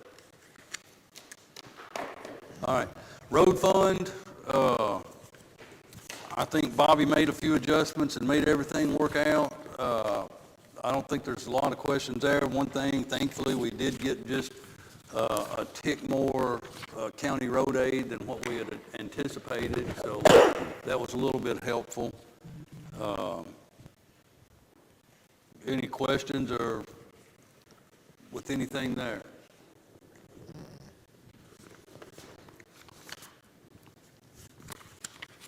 And then the other, you got other simple, you know, your LGEA, I mean, that's pretty straightforward. Any questions on that? Then that federal grant fund has the rail spur, I mean, that's pretty self-explanatory. And thankfully, the 911 fund is doing what it's intended to do, so we hope that continues to be the case. And the answer to that next question is no, I still have no idea how much cell phone revenue that KSP gets from Simpson County residents. Must be my thoughts. I have a feeling they're not going to want to ever divulge that information. Probably right. But as we said before, I think it would have to be part of negotiating any restructuring of the contract. I think if we get to the point that they ever hit us wanting more money or to want to redo or restructure the contract, I would absolutely want to see as part of that how much actual cell phone revenue the KSP receives on behalf of Simpson County residents. Because I have a feeling that number is doing this every day. Sure, Yeah. sure. There's no way it can be. Do what? There's no way it cannot be going up. Exactly. All right, so next, gentlemen, the jail fund, that is the one where I guess we have, any other questions about any other thing before we get started on the jail fund? You want to say anything about that? Go ahead. Okay. Scott has a good question, and I told him this would be a place to ask it, and we could try to figure out, but he's got a good idea. Okay, we, even today, looking at stuff we could use like on different areas, like for monies that we could set aside for like capital projects. And I don't know why we don't have a line item on here for capital projects. Or if we can, I guess I'm asking you, do we have to save for the park or for whatever? Or could we just add a line, and I'm going to throw a number out, just say $50,000 a year, we put on a capital project, kind of like what Bobby did on it. That's just a great idea. well, if you'll notice in some of the budget, there are some capital projects, like, But we don't have to say what the project is. unless you know for sure what you're going to be budgeting for. I mean, we do have that reserve for transfer that goes in there that Mason pointed out earlier. Right. And we do have prior year surplus. So if there is a legitimate project that comes up that you all definitely want to tackle, we would simply do an amendment to make that happen. So we, Well, And we do have those reserve funds to transfer within the budget without an amendment to make But, certain things. and I think this is probably, Scott, I think this is probably your question, and I mean, I'm just curious about this. And the chief left, but the deputy chief is here. You know, they're talking about another 5, 6, 7 years or whatever down the road, we're going to have to purchase another ladder truck. It's going to be $1 million, 1.2 million, something of that nature. Of course, obviously, we're going to be responsible for half of that, $500,000, $600,000. Could we establish like I'll just, for the lack of a better way of putting it, a fire truck line. We could. And But like the fire department, we do, I mean, we, in the road department with the bridge project, each year you all determine how much money you're gonna put in that, and it just builds and keeps, for that purpose. But, I mean, if you have a purpose, that's what I'm suggesting is, So you just can't word it over time. capital improvements. I mean, it's gotta be something. Well, I just didn't know if you could, I mean, I understand you could do it with that department, but I just meant like, just say it's the park or whatever, that somebody's coming here today and saying, okay, we need voting machines for $200,000. I think we'd be better prepared maybe to have a. But what you're saying, primarily, that's what the cash reserve balance does. I mean, once you all have voted and determined, I mean, of course, you all see the financial statement, I mean, you see what Right. the cash balance is and stuff like that, and, I mean. And it has been growing. It's in the budget Yeah. for all. I mean, I'm just, That's what we've always done in the past, like when we wanted to do the capital improvements at the park, we allocated them $200,000. And just pulled it from out that of that, reserve. just So we pulled it out of reserves, but they had to bring us a plan for what they were, before we would give them money, they had to come up and say, we said, we're gonna do 200,000 for capital improvements at the park. But the one thing that is a reality, or two things actually, and one we've talked about briefly, the other I don't know that we've talked about much at all since I've been here. How much prior to me, I don't know. The communication equipment, I mean, it was just a few years ago, the projected cost of that was going to be $750,000 to $1 million to get our communication equipment where it really needs to be. Not sure what that number would be today. It might be $1 million or better. If one radio is $5,500, we better get those defibrillators up here. I see it on Myron's face. He's about to go down Yeah, now. I'm ready, I'll take it. But that's going to be,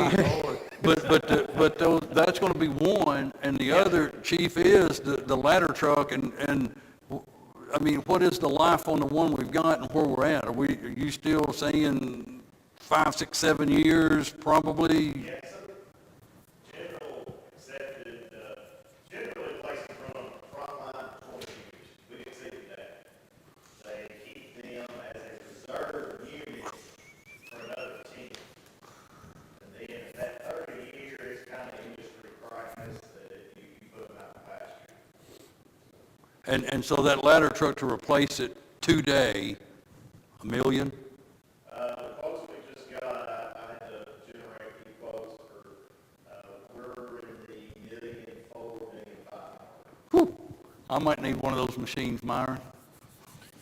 So what you're saying is those monies would really need to go in the reserve for transfer. Yeah. So that way it's not ear tag for anything. that's why I didn't know about the capitals. Do we need to just say, we're going to put this much money in there every year for this? Or as long as we got plenty of money. Well, and I think the goal is every year is that you try to be as fiscally responsible as possible, so you're able to put as much as you can into that reserve line. The one thing that we are going to have to think about, and this is a little off topic, but it deals with budget. The one thing that we're going to have to think about is just in the 2.5 years that we've been here, the property tax rate has decreased from 10.5 to 10.1. Now, I understand that is your compensating rate, so you're basically generating about the same revenue, but you're having a lot more things that you have to take care of, because the reason that you can reduce that rate and still produce the same amount of revenue is because you have more inventory. I mean, it's the way you kind of put it. I mean, there's more inventory in Simpson County now than there was 3 years ago, meaning there's more taxable value on property. There's been more houses built. Which means we got a situation, I mean, Marty, you're aware in the east, we got a road out there that's maybe as wide as this table 2 times, and they're building houses on it left and right. That's on my list. Yeah, and I mean, and that's the point. You're having more to take. At some point, we're going to have to widen that road. Where do we want to get that money? And if, and I'm going to have to go from saying if, but when The health district jumps that 2.25 to 2.5 or 2.75, it directly comes out of that money, and we can't catch up. We're talking about that, we can't even tax our way out of that. No. So, I mean, my point being, I'm all about paying less taxes, absolutely, but we've got to figure out a rate that just makes sense to keep covering the rising cost of keeping up with what's being done and what's being added, or we're going to be so far behind, 20 years down the road. Now, none of us may be here in 20 years, but do we want to hand a mess over to the people that are here 20 years later? Well, just so nobody gets confused who's watching this, the property taxes won't pay to widen that road. That comes out of the road fund. True. But the point I've made before, and the legislature you've seen what they've done, and so that road aid money keeps kind of coming down, so what we're able to do kind of lessens every day. So at some point, if we want to be able to do something, we may have to offset some of the cost if we want to get it done. Right. Anyway, that's a discussion for another day, or maybe for this day. I don't know. It's worth logging away back in the memory banks. All right. So on all the other funds, everyone's good. We're ready to move. All right. So the jail fund we're just trying to figure out. I know that Jailer and I have had some discussions. I say here, no one's picking on anyone. No one's trying to come at anyone. It's just the revenue, Class D has been down. It's been down because of the COVID. I get all that. We're going to end up having to put in, I'm going to say at least 300, if not 400,000 more than the 936,000 that we budgeted. The indications that we could expect those Class D numbers to be any better next year are almost none. I mean, maybe by the time we get to about this point next year, we're hopeful. But to think that we're going to see it happen, it's kind of I say funny, it's not funny ha-ha, it's funny odd. That as we sat here this time last year, we were all anticipating and with expectations that by July 1 of 2020, this would all be a thing of the past. We would be past COVID, pandemic, things would be back to normal. We never got there. And here we are a year later, we're still not there. And probably at least another 8-9 months minimum before we even begin to get there. You've done a good job. You brought, I think, nearly all of us down there to look at your chart, what you do. I get all that. Jailer, we get it. We're not here to try to beat you. We're not here to try to kick you. We're here to try to figure out how do we get through one more fiscal year where the revenue looks like it's going to be about like it was in this one, without having to stick $1.3 or $1.4 million. Well, I'm glad you said that. I'm not here to argue either, guys. I brought you down to the jail to explain to you. I guess we called it jail operations or whatever, 101 class. Is that fair enough? So you understand what we do. You said yourself we're going to finish around 1.2, 1.3 this year. I think we're going to be more, at least 1.2, if not 1.3. Fair enough. So, and I get it. I didn't ask for this. I appreciate you acknowledging, the issues here. And, with us being in a position, and you said it yourself, and I've heard the same thing, Mason. I don't think we're going to be any better, but I don't think we're going to be any worse.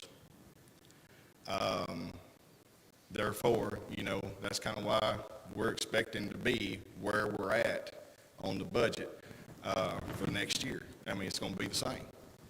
And we've taken necessary measures to cut, and we've cut a lot to try to adjust and offset. We talked about the way the layout of the facility is and having to have certain amount of people in certain places, that hinders us. I can't help that. I didn't build that jail. If I'd have built it, I built a horseshoe. And we'd have done it with a lot less people and had a lot more residents in the facility. But that's not the case. That building's 30 years old. It was done way back when. So, I don't know what else to say. I've pushed it down, I've begged and pleaded. I brought you into the facility to see, and I want to thank y'all for coming, to try to explain to you the roles of each employee. I know we got kind of hung up on the word admin, and that's fine. Admin can be an 8-hour employee, however it needs to be. But the dual roles, and I know from the expressions on your faces that your eyes lit up when you realized what we really did. And the dual roles, Marty even asked this, can you not consolidate responsibilities into other jobs? And that's what we've done. And I think we explained all that to you. Guys, it's just where we are. If we can get through this year, we know the bond pays off in 2023. I think that's going to give us some relief. It's going to give us a direction of, and by then, I hope the state has opened back up. But by then, maybe give us clear direction of where we need to be and which direction we need to go. I know you've heard me say this. We're in a bad position, but we're in a good position for a bad situation compared to the rest of the counties. And we are. Had a meeting Monday with all the Kentucky jailers. Guys, I question myself. With all of the discussions that we've had, I know what it takes to run the facility. I know what it takes to, handle the situations we got. But with the discussions that we've been having, maybe heated, maybe not, maybe misunderstanding, maybe not communicating, I don't know. I've asked other jailers, how much money are they putting into yours? How much money are they putting into yours? How much money are they putting into yours? And we're less than all of them. So it made me feel like I wasn't doing something wrong. And Simpson County is not the only one. Simpson County is not the only one having a hard time. We're not. The state is having a hard time as a whole. We're in a better position than most. And when I say most, I mean most. So anyway, if you got any questions, I brought my financial guys. You can feel free to ask any questions, and they have my authority to answer. So we'll go from there.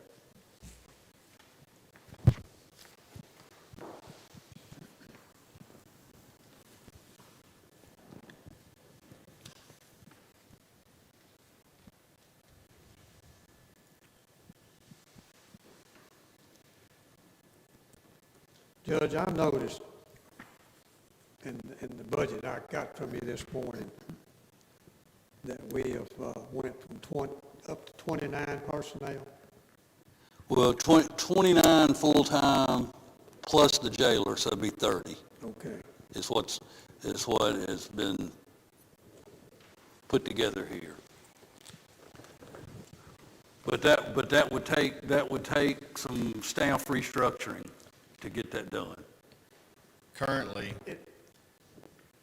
we have 31 plus me.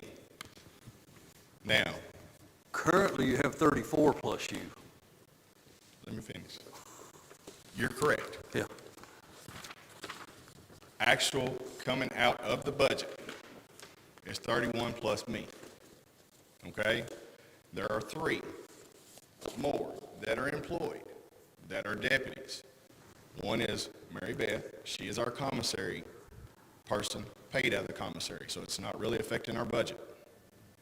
You've got 2 that we just recently put out on the road. We took them off the floor and put them out on the road crew.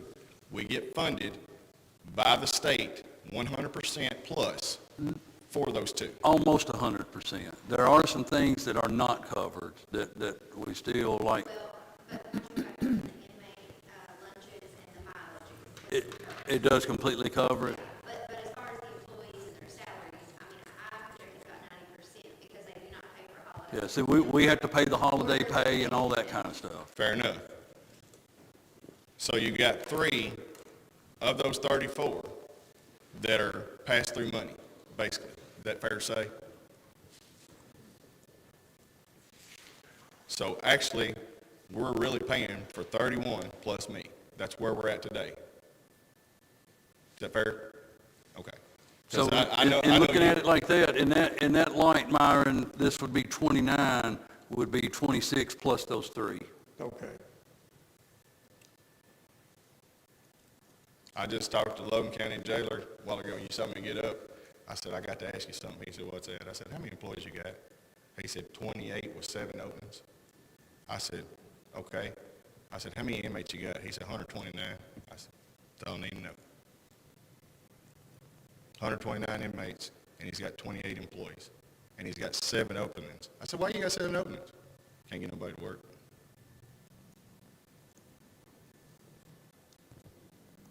That was just a random call. I didn't make the call. It was coming in for something else to do with the jail, so I asked. And we've got 222 in there right now. 39 county, the rest are state. I've got 13 fixing to be on the way. State payers. So roughly 100 less than we were pre-pandemic. You're right, yes, sir. And pre-pandemic, we were at 41 employees, running 325. So with the regulation that bars the amount of people that we can have in that jail, beds, 232, correct? Yes, sir. That's it. So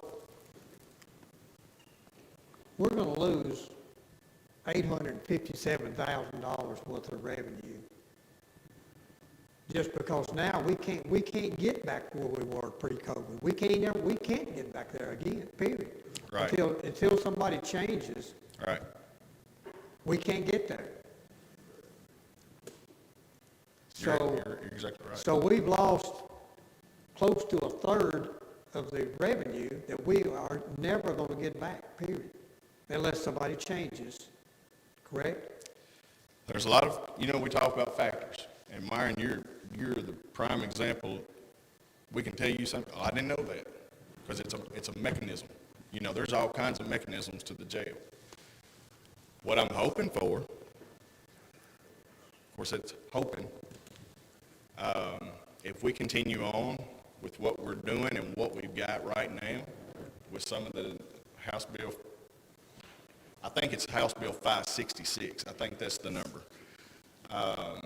With some of those changes coming through, we get our programs fired back up, we'll get a per diem increase.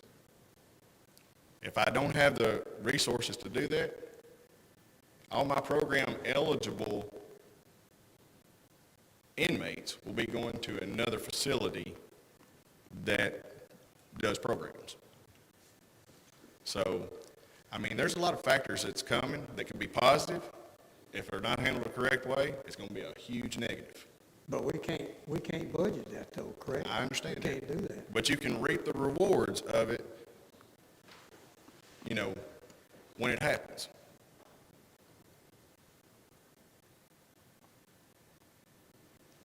I talked to the judge about this. The one thing that was alarming when I went down there is the amount of time that you guys are spending on virtual court. Mm-hmm. Now, and writing bail bonds. And that's going to be a And of permanent. course, I ask you, that's not your obligation right now. So, Well, actually, the court is right now. The way it's set up, we're responsible for that. And if we can't produce it, they put them in jails that can produce it. So, but we have to incur the cost for that? I mean, Well, it's I like, don't know how much time this is, but now. Right. You guys told me sometimes you'll have upward of 3 to 4 different courts a day. possibly more than that. Well, I'm trying to think through my mind is why ain't there a bailiff sitting over there and you guys doing what you're supposed to be doing? That would fall under the sheriff, and the sheriff and I have no problems whatsoever. If he asks me to do something, he don't have to question it. If I ask him to do something, I've yet to have to question him. The only problem is, he has a certain set of rules that he operates his office by, right? So do I. My only concern is his deputy or his bailiff going to come in and adhere to the way we do things? And if not, could it violate our policies with an inmate? I mean, there's all kinds of issues right there. Nothing saying he's doing anything wrong. Sheriff, am I saying that correctly? Close? I think Myron's asking if the court is ordering the jail take care of the virtual court proceedings, why is the court not providing either the staffing or the revenue to cover that? You'd have to talk to ALC. Yeah, right. That has nothing to do with the sheriff. If part of your elected sheriff's job is to make sure that there's court security at the justice center. You get paid and talk to your representatives about it, a whopping $9 an hour for court security. That's what those guys are allocated by the state. And On the local level, it's handled up, which still is, and they're all part-time. But that's all set up by AOC. We do not have the responsibility, like I mentioned that AED earlier, there's probably ways you guys get reimbursed if you put one in the justice. I couldn't tell you what it is, the code, the judge might be able to. I don't know how funds come through the justice center back to the county. But, yeah, it's all AOC. Whether AOC would reimburse, I don't know. You have to talk to AOC about that. There's nothing to do with the sheriff's office on that. And for the public to know what we're talking about, Byron, y'all all know what we're talking about. But for the public to know, and talking about manpower, the virtual court, if I've got an inmate from, I keep saying LaRue County, maybe I'm getting one from LaRue County, I don't know. Let's say they're from LaRue County. Let's say this man right here is from LaRue County, and he has got to be in court at 9 o'clock. Well, at 9 o'clock, we're going to take this man, we're going to set him in a room, and I have to have one of my, do we want to call them admin staff or 8-hour staff? Whatever.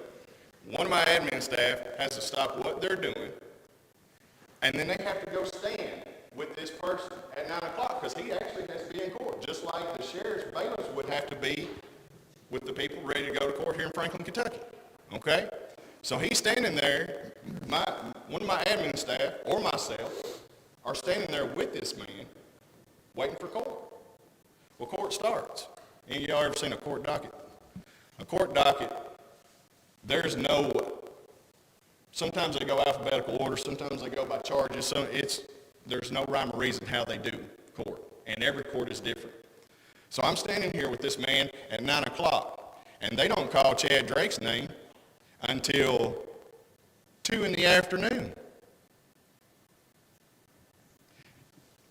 Do you see how I lost manpower right then and there? Because I'm staying with this inmate that is stuck, required to be in court. And if I violate his rights, guess what? We in trouble too. I'm responsible for having him in court. And you've got 16 deputies. We talked about this. The 16 deputies, they have one job. And it's multiple jobs in a package, I guess we would say.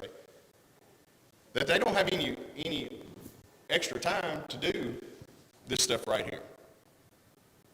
So my admin, they start shuffling stuff together between admin people, to get that job done, where the other one can come sit with this one. Now, we don't have just one happening. We got 4 courts going on. So we currently have 9 people on the roster as part-time employees. Are you not able to get any of those in to help cover any of that? Because you asked me a question the other day, and I answered you very honestly. That's why I was going to go with it. You said to me, what would you do?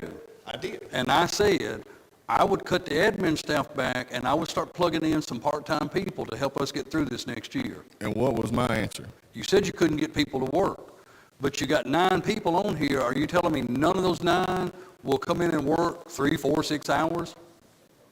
Most of them work a day shift, full-time job somewhere else in this community.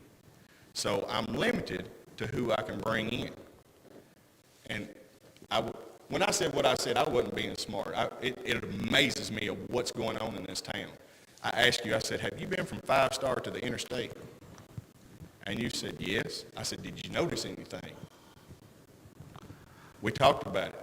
It's now hiring, now hiring, now hiring, now hiring, help on it, $100 sign-on bonus for 30 days.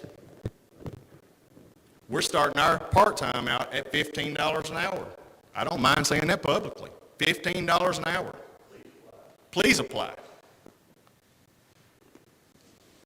That's where we're at. And again, it's not your fault. It's not my fault. But when somebody can sit at home and draw more money than they can make in 3 weeks in one, that's the problems that are affecting us. Well, we've just got to figure out how to do another mirror image of this current fiscal year and not be at 1.3 or $1.4 million. I'm sorry. We can't have another year like They this. say we're gonna have to figure out how to do another mirror image this year Yeah, without the same amount transferring. I don't know how to do it. We're only one way I to will it. tell y'all, after all of the arguing and discussion and not communicating, whatever, I would have already figured this out if it could be figured out, I think, because I'm spent. I'm spent on disagreeing. This is not our community that I'm used to. We always get along. That's what I'm used to. And I want to get along with it. I want to do the right thing. Well, Martin, what was that word you said? Need some unity back in this town. Yeah, but you know what? We're experiencing something this past year that has never been experienced. You're right. In this community we live in. I know. I'm telling you as a Never have. taxpayer, not an elected official, I want my town back together. I want our town back together. Well, there's roughly $115,000 difference in what you have projected for jail personnel and what we have put together for jail personnel. That's not fully correct, because the $1,308,000 doesn't reflect the 2 deputies that are now on the road. I've got those numbers right here. I run those real quick before we come over here. So personnel, when you add those 2 deputies in, is $1,383,800. If you look at our expenses versus what you put in and take out the personnel side of it, we're roughly about $4,000 less than what you guys have in front of you.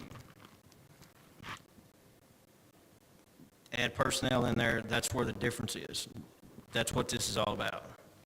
Revenue side, there may be a few discrepancies. Maybe we can add the 20,000 surplus back in. Prisoner reimbursement, we might get a little more money since those fees were increased, or the state inmate medical. You don't have the roadside work crew revenue figured in either. I do on this one right here. I had $128,000 in. So if you take this one right here and we add the 20,000 back in for the surplus, we're looking roughly at about 1.25 instead of 1.28 or what. whatever that was. 1.29. Yeah, we're looking at about 1.25 Oh, you're still, instead I of mean, you're 1.29. still at 1.3 million. I mean, with 280, 290, it's 1.3. You know, and the difference is in personnel. That's where it's at. That's what we've been saying all along. I understand that, but what we've been saying all along is we have to run it with those. And the thing we those can people. do, but I don't want to do, but we can. We could do, and we do, and will we do it at the sheriff and the clerk's budget? We set a maximum salary that they can pay. We could set that. We also have the ability to set the maximum number of employees by job description and a maximum pay. I don't want to have to do anything like that. But we have got to figure out how we do another fiscal year,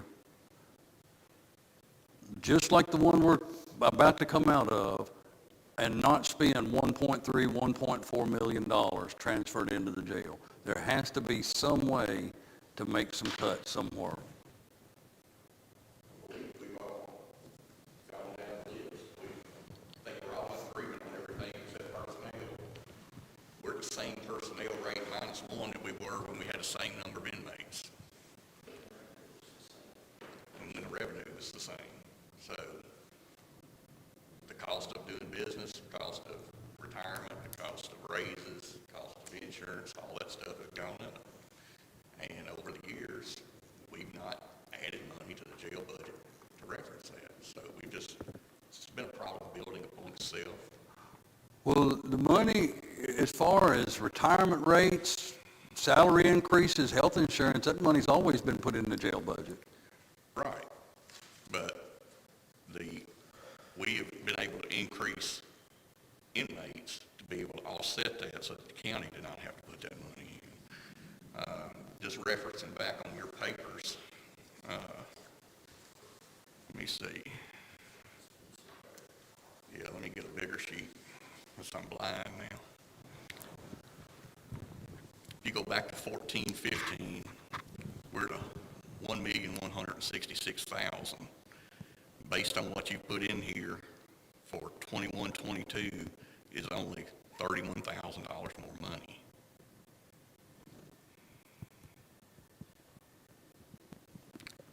That's in a 7-year time span. Where are you at again? Look to jail personnel. Look, jail personnel. 1166415. But in that same year, if you look at the transfer in, you're asking for almost $700,000 more money Yep. for, But back then, I know, I don't want to get into this, but back then, we did have carryover money. We don't have it now. carryover money has nothing to do with expenses and income. Yes, it does. If you don't have carryover money, you have to pay for it out of general fund. You pay for your expenses out of your income. Okay? Carryover money is because you didn't spend as much as what you had budgeted. I know no business that says, my income is this, so I'm going to put this as my carryover so I'll have extra money for next year. No, we always That's what you're saying. budgeted That lower makes number no of sense inmates. at all. We always budgeted lower number of inmates, and we're responsible in doing that, and then we decided we would budget large numbers of inmates and gamble. So now we're in a situation where, back in the heyday, so to speak, you guys were 300 plus, Correct. and now, through state mandates, we can't never get there again, correct? Until they So, change. so now we've got that loss of revenue, Yes, sir. and of course, we've got to deal with that loss of revenue, plus the increase of doing business, Right. and, of course, COVID come into play as well. So Eric and I have had this conversation is that somewhere down the road, you have to address You can cut staffing, but still down the road, you've got to address the loss of revenue. You have to address that. I've maintained you all along that the jail is not a profit center. Oh, I agree, 100%. The true cost of running this jail for Simpson County is over $2.2 million. So any money that the county, that the jail is able to make in revenue to offset that, helps offset that money. I'm just kind of like the judge, and is that we have to deal, well, of course, we've never dealt with this loss of this much revenue. We've never dealt with it. And we haven't either. No one has. We've always increased our revenue. But we have to deal with it now. We got to Brent, deal with it. you said the cost to operate the jail is how much? If we were just operate the jail just for county inmates, and that's all we did just the constitutional duty of the jailer, it'd be about $2.2 million if you get down to it. If you only house county inmates. You cut down your staffing to what it necessarily has to be by minimum standards. That cost is roughly $2.2 million. I can run you a budget and show it to you, but I believe I may have done that at some point.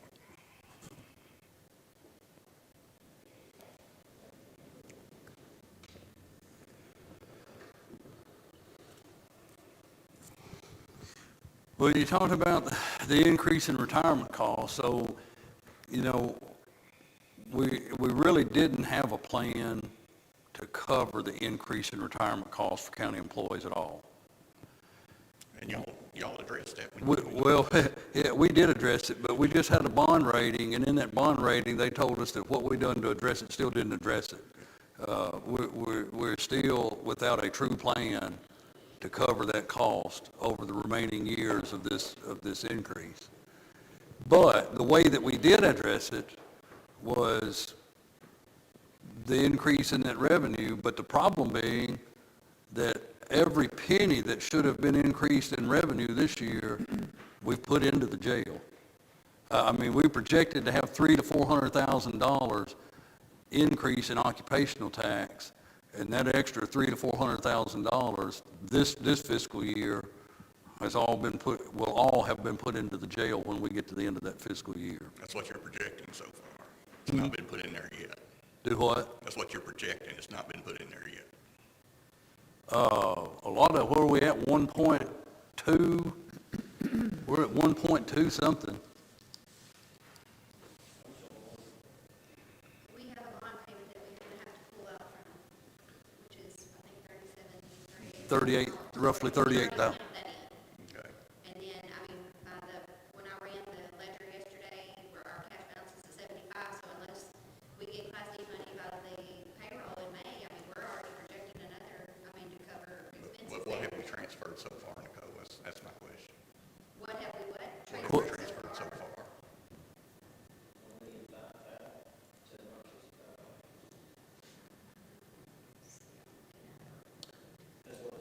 As I say, I mean, he's looking at the most, I'll try to pull an appropriation report, but I know that there's gonna be that bond payment that's gonna come out of there too, so. And then we have 2 more months worth of, I'm assuming unless we have a game changer in the next 2 months, you're gonna be putting the same amount of transfer in that we've been putting, so. Okay. But so far, that 1.3 has not been transferred, that's what I'm saying, But based on projection, based on projections. And unless there's a game changing plan that we don't know about. speaking of game-changing plans, I've already asked if there's going to be a game changer coming our way in this fiscal year. It's not. No. It's not. I'm just being straight with you. And like you said, here's the thing, I don't know when, I'm assuming that the governor did not veto this. I think he did not. He didn't So we will eventually, and I don't know what the time frame will be, we'll eventually get the $2 backed up to the day that he signed the state of emergency, which I think just a few weeks ago, it calculated from that time to just a few weeks ago, would be roughly $148,000. But, that just kind of helps offset what we've already done. Right. And what we're saying, Brent, based on what we've already done and what we've had to do basically month over month to cover just payroll and straight expenses, we're going to be somewhere between 1.3 and 1.4. Okay. And what we proposed is 1.25 on the next year, so we don't think it's going to be any better unless we get And this that's the money. whole point. I'm not I don't think any of us are disagreeing with that. We're just trying to figure out how can we soften this blow in another year, because, I mean, we can't continue to do, if we do that, if we have to do one more year like we've done, we will have lost 2 years of our growth in revenue to cover the retirement cost on the back end in years 7, 8, 9, and 10 of the retirement increase. And we will be exactly where the S&P bond people said we're at, with absolutely no plan to cover that money. Because the way we were situated in 2018, 2019, had we taken no action, none, in 2023, the cash reserves of the county would have been depleted to cover retirement costs. I understand that. And so I'm trying to guard against having to pull the money that we're trying to bank to cover these retirement costs. I don't want to lose those 2 years in a row. We've cut everything we can. We're down to personnel. If you cut personnel, you have to cut inmates. If you cut inmates, you cut revenue. You're not going to get a good exchange out of that. I've said all along that the highest and best use of that building is having as many people in it as we can possibly stick. There's no doubt in that, but we're at a place that we can have that. And I don't think anyone expects the jail to be a money maker. We're not expecting the sheriff to make us money by doing law enforcement. We're not expecting the fire department to make us money by putting out fires. We're not expecting the jail to make us money by housing inmates, but we're expecting every department to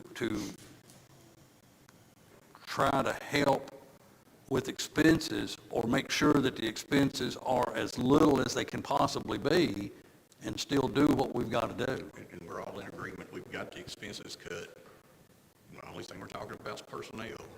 And to cut personnel anymore is going to be a safety and security issue. And the jailer's explained that to you. And he's not prepared to put this community at risk. He's not prepared to put his officers at risk.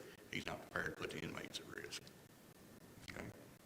One good lawsuit will wipe out what you're talking about saving.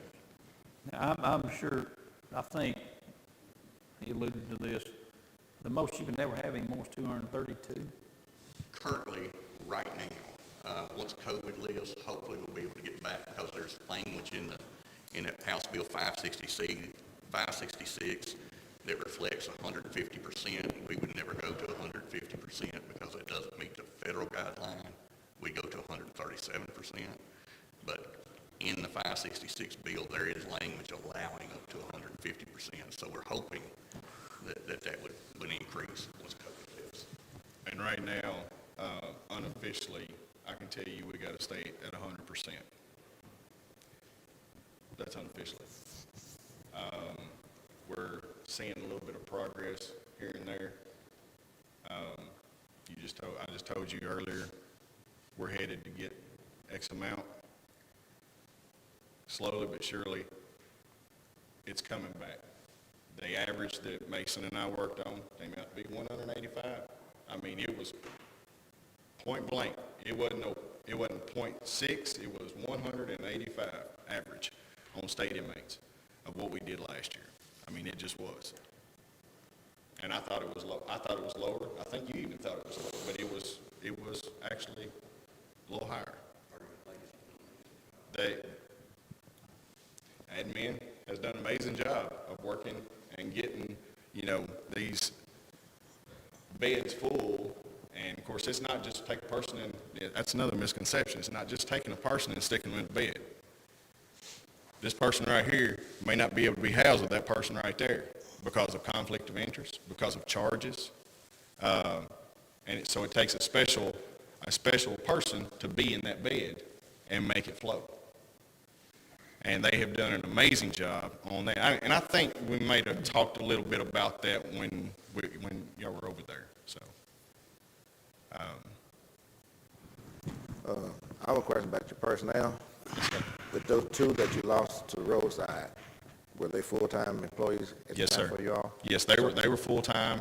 So what happened with their jobs that they were doing for you all before they got pulled? Before we put them in the trucks, we had somebody to take their spots inside the facility. That was already there. No, we actually hired two. When we pulled those two out of the building, we had to hire two to go right back in their place. We brought one back from layoff. Yeah, we had one on layoff and we brought them back. Oh, okay, okay.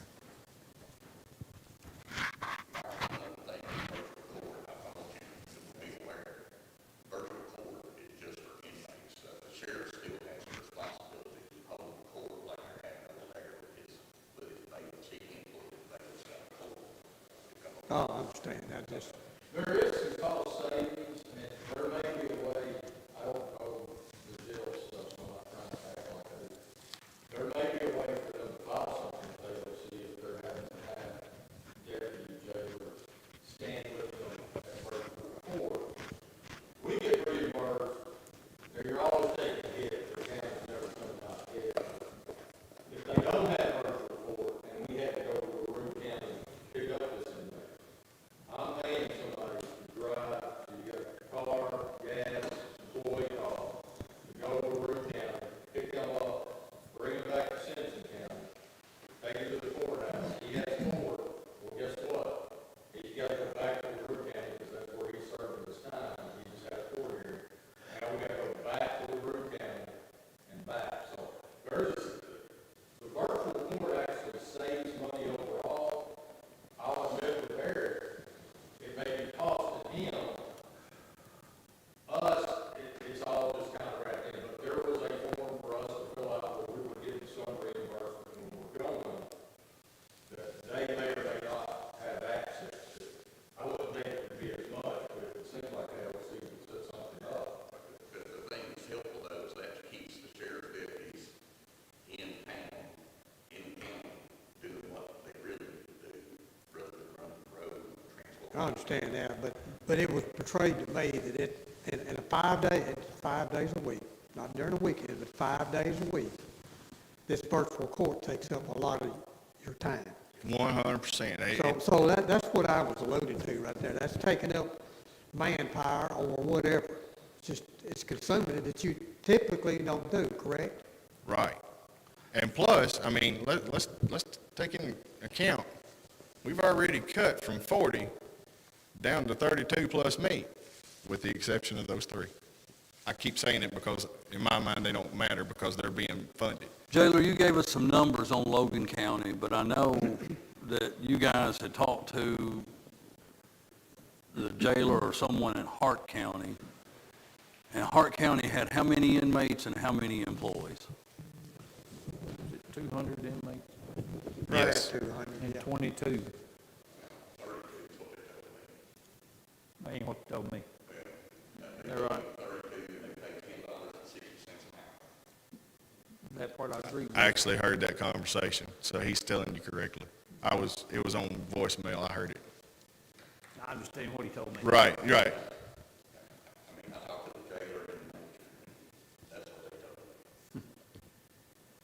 Now, I've got a friend that's a magistrate over in Logan County, been for years, and we do talk back and forth with one another. We're just kind of curious about how counties, how we do things. And they do have a lot of part-time, or did 2 or 3 months ago. Yes, when they do. He and us guys, I talked, a lot of part-time. They'd like to have more.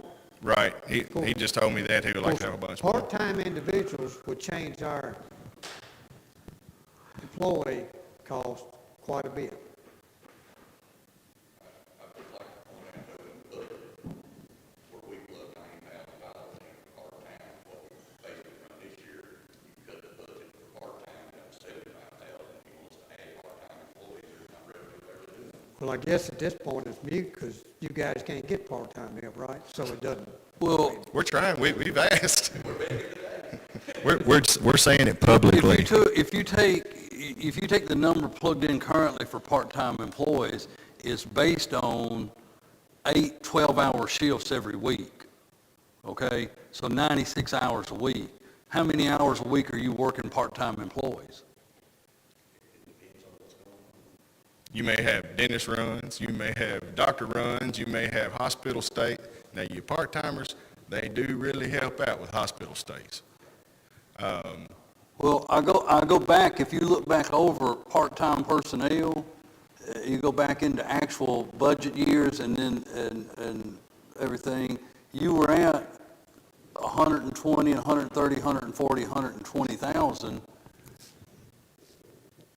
So, I mean, are you using them that much? I mean, I guess that's my question. You say you can't get them and you can't work them, but if you're using them that much, how come we can't plug them in to cover some of this? Because you got some part-timers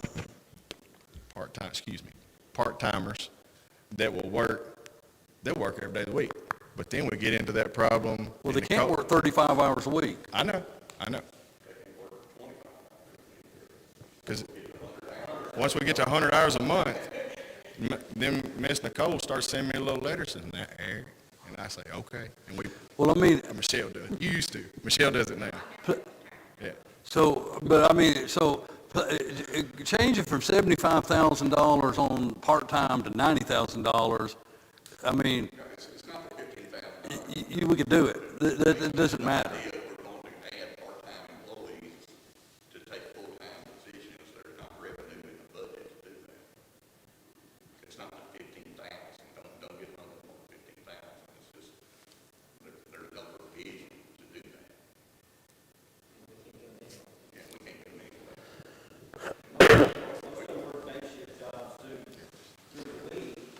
And if we need somebody to cover a night shift, they may be able to come in and cover a night shift. If we need somebody to cover a day shift, maybe we bring down the night shift employee in that area and they cover the day shift so the part-timer can work the night shift. We don't have a whole lot of part-time work through the daytime. We have a little, but not a whole lot. And our admin, as we've heard, end up filling a lot of those shifts, and they just flex out their hours, so it doesn't show up. Well, I guess where we're at, 'cause we've been discussing this, is where we're gonna vote on the budget. Yeah, I mean, that's what we're I'm gonna vote for the 1.2 million like it was last year on payroll. That's where I was at last year on payroll. And then if, I guess the second question, I'm not gonna speak for everybody else, so we all need to answer that question. And the next question is, if we vote that, are you gonna, or do we need to set your positions, or are you gonna do it? I mean, Mark, what do you, 1.2, the budget that you have. So my next question is, if everybody answers that yes, are you gonna make the adjustments to the staffing, or do we need to do it for you? That's the only question. You're not talking about transfer in. No, he's No, talking about Payroll. jail personnel. I'm talking about personnel. That's where our difference was at. Okay, if we drop down to the 26, that's gonna be five or six more? 5 more? 6 more employees. 6 more employees covers the entire center. There's 70 down there, 70 paying customers down there, which is revenue of $800,000. We're not gonna cut it 4 deputies. And Let's back up and get admin out of the way. I don't have any admin. I've got 3 or 4 admin. Let's get that out of the way. Well, then there's your difference. Okay, We but I've still haven't got those discussed. employees, we'll call them 8-hour employees, that are pulling the day shifts. They're doing extra. So, I mean, we're still back where we are. well, I don't want to cut $800,000 for of every, revenue to our county to save Do that, $300,000. then we'll pretty much have to close the jail. So it's up to you if you wanna try to make this work, or if you don't wanna do okay, it. so like, if you added, you're hung up on an employee number. Yes, sir. Okay, so if you said, okay, you got one more, and you do that at an entry-level position, like you've got floor deputies that are currently at $15 an hour. I mean, full-time floor deputies, currently $15 an hour. They don't have it. They go to 1650. 1650, yep. Non-hazardous duty. So if you add one more like that, it would take that 1.197 to roughly 1,240,000. So, I mean, but I'm saying you're hung up on one more employee, or the number of employees. No, because you're taking the two road crew, the two that are on road crew, that are gonna be outside, I'm not gonna see them. They're just giving you a benefit to the county of keeping roads clean. I mean, I know they're in the budget, but they're gone. And if you don't have commissary, she's gone. So there's no generation for any, hey, Eric, can we bring money into the court, the budget out of the commissary? No, I don't have any because it's been depleted because I don't do commissary anymore. Eric, is those two road crews, I mean, prior to just here now, we've had one road crew for years, correct? State highway. Yes, sir. State. Yes, sir. State, you're We've correct. only had one, so now Right. we got two. Yes, sir. So why aren't those part-time jobs? Because they're full-time positions paid for by the state. But we've got two crews now, but one crew's been doing it on state highways for years. Right, and he So always, now we gotta have two traveling the same roads? the, Okay, Yes. but what are these guys doing? What's two crews doing They're 5 keeping- days a week? they're keeping How all your much- roads clean, But they kept them playing with one crew a week. okay?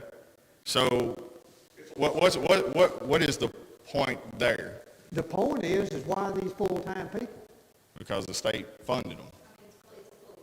It's fully Okay, funded. Okay. If you take it away, let's say I took one of them away, What do they do in the winter months when it's snowing? And what do they do? They still, they pick up trash. But let's say we take one of them away. You don't get to keep the money for I both understand that positions. part. They take that position away too. They're just gonna fund, it's pass-through. It's pass-through for those two positions. So those two positions are outside. I'm not gonna see them. I'm not gonna see those two positions, yet they reflect on my budget as being, oh, you're at 34. I understand that. But they're not technically in the building and you're not paying for them. The commissary reflects as I have another employee, so that's 3. She does nothing but commissary and medical. That's all she can do. She can't, I'm not getting in violation of all that stuff. Commissary pays her. I send the money over to the fiscal court. It goes into the budget. And that's how she's paid. So she's technically passed through. Well, here, So that's we're that's at a 3. point that I'm about ready to put an end to this meeting, because, I mean, 2.5 hours, I don't think we're accomplishing anything right here. We're talking in the same circles that we've talked in for countless meetings, the other budget meeting, and I'm not putting words in any magistrate's mouth. I'm going to repeat something that I've heard come out of Myron's mouth, that he's comfortable. I think you said this. If you haven't, you correct me. If that transfer in is $1 million or less, you're comfortable. That's correct, because I brought something else to your table the other day, but. All right, so at that line of thought, if that transfer in was increased to $1 million, is an increase of $81,336, put it on the payroll line, put it wherever you want to put it, and we got to figure out how to make it work.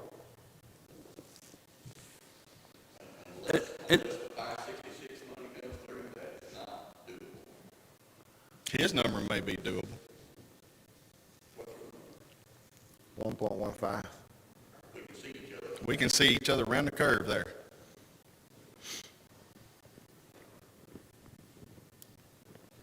How did you get to that number, Nate? It was just a number that came to me. Oh, You know, because if they're given a number that they can work with, even if they see they can't quite make it right now, they will work a lot harder, I think, to try to get to that number than the number that's way far-fetched. You know, and in this situation, I see we both have to give. We have to give and you have to give. We have to meet somewhere in the middle. And that's where I came up with that number right there, a number that was, that just came to me. And if this 566 money comes in, Nate, we'll beat that number. But if it don't, I'm gonna struggle to hit that number. And we're gonna, it's not gonna be one of these, oh, can y'all help us out over here?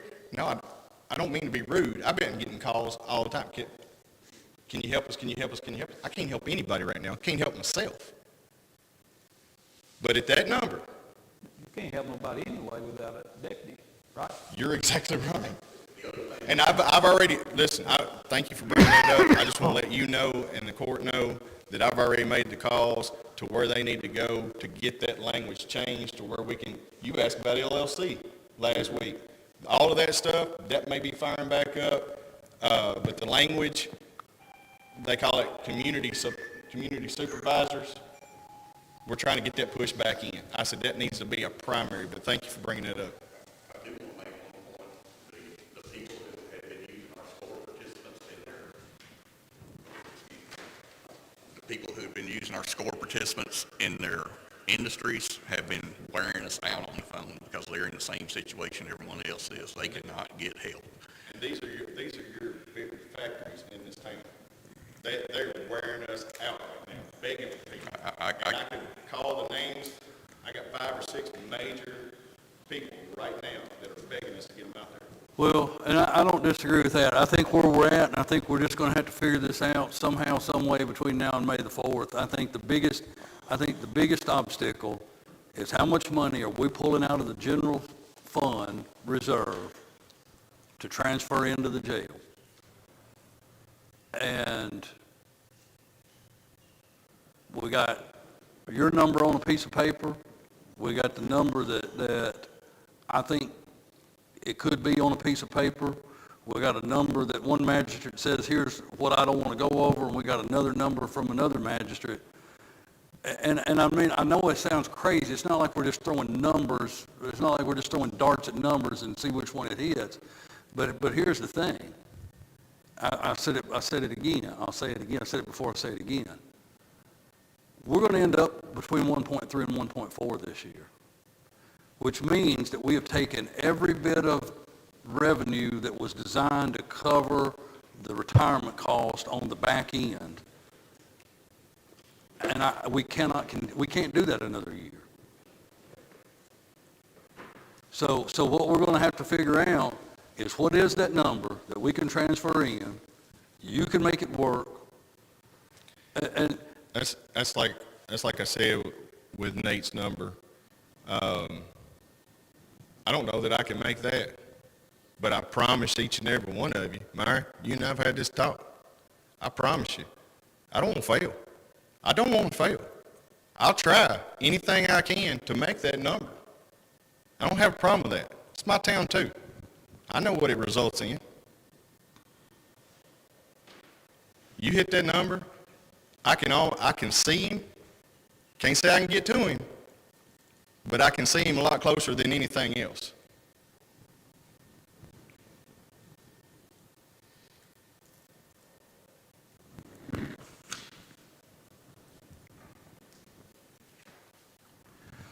And here's worst case scenario. Here's worst case scenario. Let's say it is that number. Let's say it's Nate's number. And this 566 money comes in, and I beat it. It just benefits y'all, or our county, because it comes right back into the general. There's nothing to lose there. You're either not going to make it, or you're going to exceed it. If that 566 money comes, I can't even say it, 566 money comes in there, guess what? You reap the benefits. Not you, the county does. It goes back into the general. It's carryover, or however you want to say it. How much have you all estimated it? Through the end of the fiscal year, I would estimate it to be about $184,000. Well, here's the thing. I don't know why we're really talking this much about the budget anyway, because obviously you don't have to stay within it, because you're that much over. Because of loss of revenue, which is not your fault. But you didn't make the necessary adjustments in staffing to offset that revenue.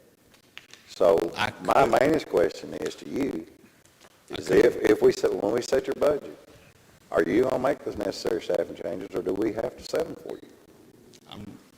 Because that's the only way, that's the only way the budget's gonna work. That's what I just said. You make it to 1.15, I'm going to either make Well, it. I'm not gonna vote for 1.15. I can tell you that. I know that. You wouldn't vote for $50, but anyway, I'm just cutting up. But. Actually, I agreed to vote for about 250,000 more than what I was gonna vote for last year. Well, it was less than it was last year. No, the transfer in, I said last year was 700,000, and now it's over 900. So, I'm not trying, but that's our main question is. Because to Marty's point that he's making is, last year, and granted, last year was an anomaly, and I hope it's something we never see again. Ditto. But last year, as we sat in here in April, we all sat here saying, we have no idea really how to budget because we know what's happening right now, but what we were hearing, that all of this is done in 2 to 4 weeks, all this goes away, we're back to normal, so by July 1, we're thinking we're going to be normal, but we say it right here. And I'm not saying this to kick you, Eric, and we could pull up the tape and we could play it back, but so you know, we said right here last year, this is what we're going to do. But jailer, if these numbers don't come back, you're going to have to make the necessary cuts to go with what those cuts are, with what that loss in revenue is. We've not done that. And so I'm talking to the jailer right now. So what we're talking about here is once we get to a point that here's where we're going to have to be, are you committed to make that work? I think I just made that clear. If you can get where Nate's at, I can see him. I can't see the other number. But I can see Nate. And here's the thing. Not only do I watch out for my employees, the inmates, the county, I also fight for us at a state level too. Sometimes publicly, and sometimes not publicly. Yeah. You have the misfortune of being really the only department that the pandemic has really put a stranglehold on. I know it, and it's choking the crap out of me. And I can't help it. But guys, like I said, if we can zero in there, I'm either going to meet it or we're going to try to exceed it, and you're going to reap the benefits. I will give it a 100% effort to make that happen. You have my word. Does anybody have anything else you want to say before? I think, am I understanding, I want to make sure I'm understanding one thing here from the fiscal court members before I call for adjourning this meeting. I want to make sure that I understand that everything that we're looking at in this budget is good and acceptable, with the only question mark being exactly what we're going to have to transfer into the jail to make personnel number right. Is everything other than that in this budget good? Yeah. Okay, that's all I need to know. I need a motion to adjourn. Motion to adjourn. Nate, who second? I'll second.